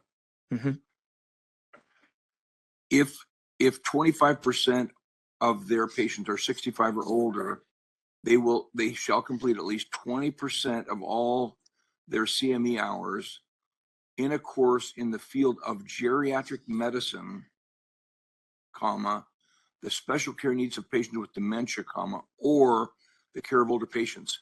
So it doesn't have to be specifically patients with dementia? Correct. There's three. There's currently two topics. Okay. A third is I being. I misunderstood. I withdraw my concern. I move to support the Thank you. adoption of the amended language. Second. Thank you. All right. Comments? Public comments in the room? Public comments on WebEx? Anyone wishing to make a public comment on this agenda item, please use the hand raising feature or type something in the Q&A window. If you're on a call and only line, you can press *3 to toggle raising your hand. First up here, we have Kelly Garcia. Kelly, you should be receiving that prompt. Okay, I'm sorry. I was listening to some of these comments by the doctors and you know how things are. I just think if the hospitals and the boards would require, like, okay, say a complaint, like I complained about my son. If somebody go and have those doctors immediately tested with, Doesn't sound on topic of the bill that we're discussing right now. Oh, I'm sorry. I don't know. I've been listening to so much. Okay, well, never mind. I'm kind of actually in the car, so it's hard. I'm sorry. I'll get back to y'all. Thank you. Thank you for your public comment. This time I don't see any additional requests. All right, we'll bring it back to the board. Any other comments? All right, Ms. Struther, please perform the roll call vote. Dr. Ayala Rodriguez, Yes. Dr. Bullock, Yes. Ms. Chung, Dr. Helzer, Yes. Dr. Thorpe, Yes. Ms. Torres, Yes. Dr. Sy, Yes. Mr. Watkins, Dr. Yip, Yes. Ms. Lawson. Yes. Thank you. That motion passes. And I think that concludes the legislative report. Correct again. I think Yes, that it is does. the Thank you. fastest legislative report in my tenure on the board. That's terrific. Thank you. All right, next up, we are moving on to agenda item 10, discussion and possible action on proposed 2025 quarterly board meeting dates. Reggie, I think you are going to read the dates to us or direct us? Well, I was to going to the- direct, I was yes. going to direct the board to page BRD 10-1. This was already emailed ahead of time, so I hope the board members are prepared to make a decision on which one of those options that the staff provided will work best for your calendar for 2025. So with that, I'll just. Do we want to do like a little hand rate, like try to see preferences? Yeah. Yeah. Option 1. I think that's my favorite. Oh my gosh. Maybe it wasn't. I can't remember what my favorite was. So option 2. Okay, option 2. Oh, the concern I have with option 2 is the President's Day weekend that it runs into. And I say that only as the mom of kids, which school's out, and it's really, really difficult to plan things when school's out. But Memorial Day, so I think there's a couple. yeah. Oh yeah, there are it runs into the holiday weekends in option 2.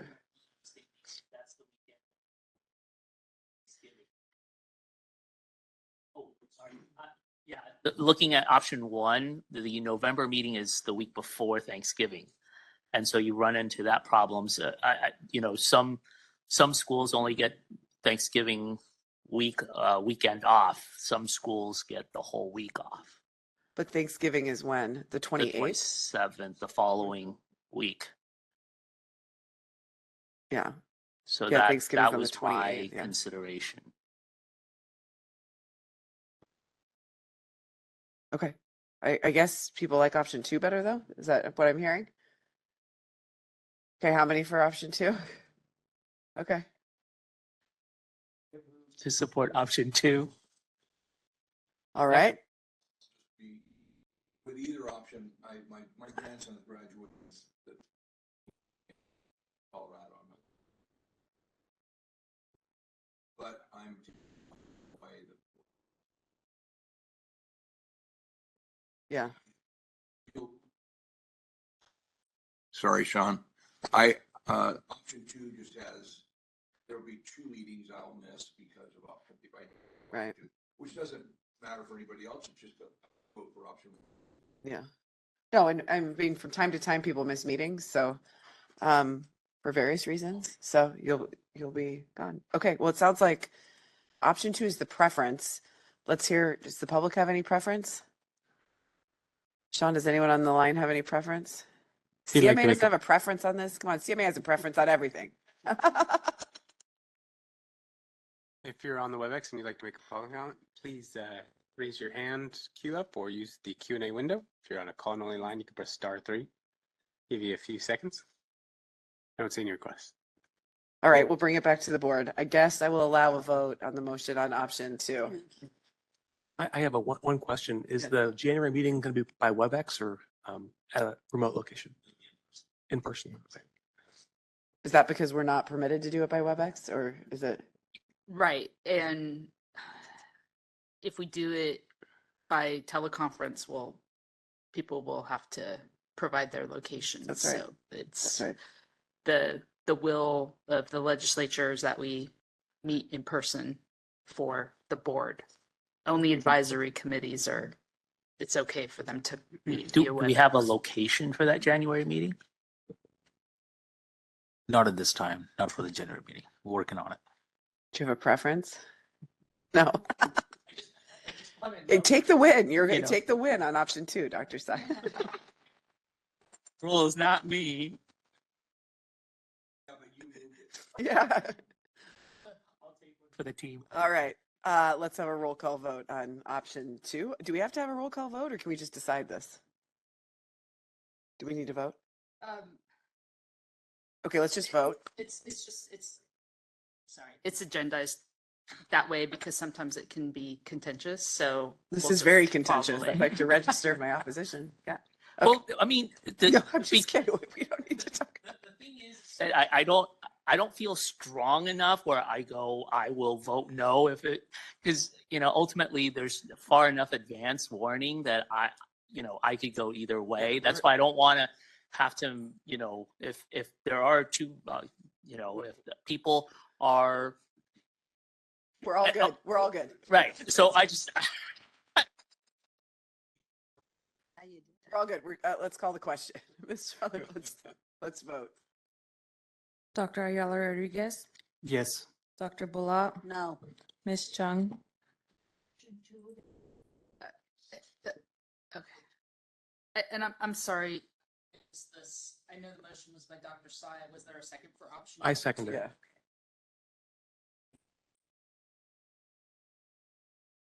Dr. Helzer, Yes. Dr. Thorpe, No. Ms. Torres, Yes. Dr. Sai, Yes. Mr. Watkins, Dr. Yip, Yes. For your Miss- information, what is my birthday? But I'll be here. Ooh. and Miss Lawson. No. Be contrarian. Okay. Option 2. What was the vote count? So it tied.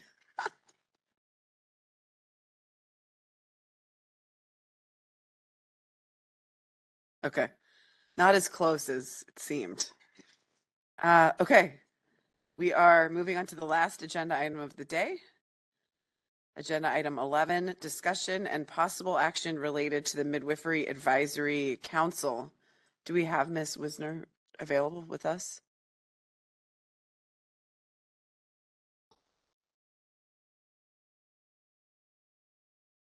I apologize, Ms. Weisner. Good afternoon, Ms. Weiser. You should be able to unmute and turn on your video now if you'd like. Thank you for your patience. She's been with us all day. There we go. It's been thrilling. Can you hear me okay? Yes, we can. Awesome. Good afternoon. My name is Madeline Weisner. I'm here to give the report for the Midwifery Advisory Council. The last MAC meeting was held on May 30th, 2024, and at this meeting, the following actions were taken, and the MAC was provided with the following information. We approved meeting minutes from the February 15th MAC meeting, received an update from the MAC vice chair, received an update on midwifery legislation, as well as an update on the midwifery program. The MAC received an overview of the enforcement process. And as an update, no approved applications were received for the vacant public member position on the MAC. So the vacancy notice has been reposted. What I request from you after review and consideration, I would like to request that you approve the following agenda items for the next MAC meeting, which will be held September 12th. Approval of the minutes from the May 30th meeting, report from the MAC chair, report from the task force on Medi-Cal related issues, update on midwifery related legislation, if applicable, update on the midwifery program and the LMAR, hopefully the selection of one new MAC member to fill the public member vacancy, presentation on midwife access to audiology equipment for the newborn hearing screen, as well as discussion and possible action regarding the 2025 Midwifery Advisory Council meeting dates. This concludes my report and requests. I move that we accept the request for the requested action. I second.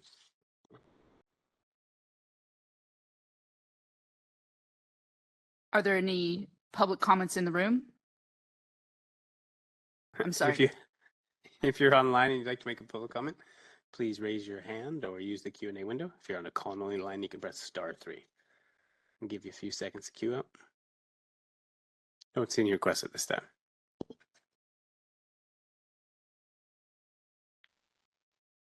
Dr. Ayala Rodriguez, Yes. Dr. Bolat, Yes. Ms. Chung, Dr. Helzer, Yes. Dr. Thorpe, Yes. Ms. Torres, Yes. Dr. Sy, Yes. Mr. Watkins, Dr. Yip, Yes. Ms. Lawson.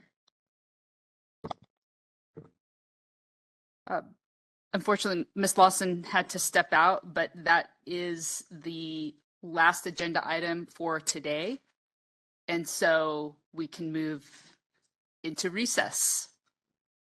So everyone, week 3 of a cold I had for 2 weeks is never good, but the time is here to recess until tomorrow morning at 9. Thanks, everyone.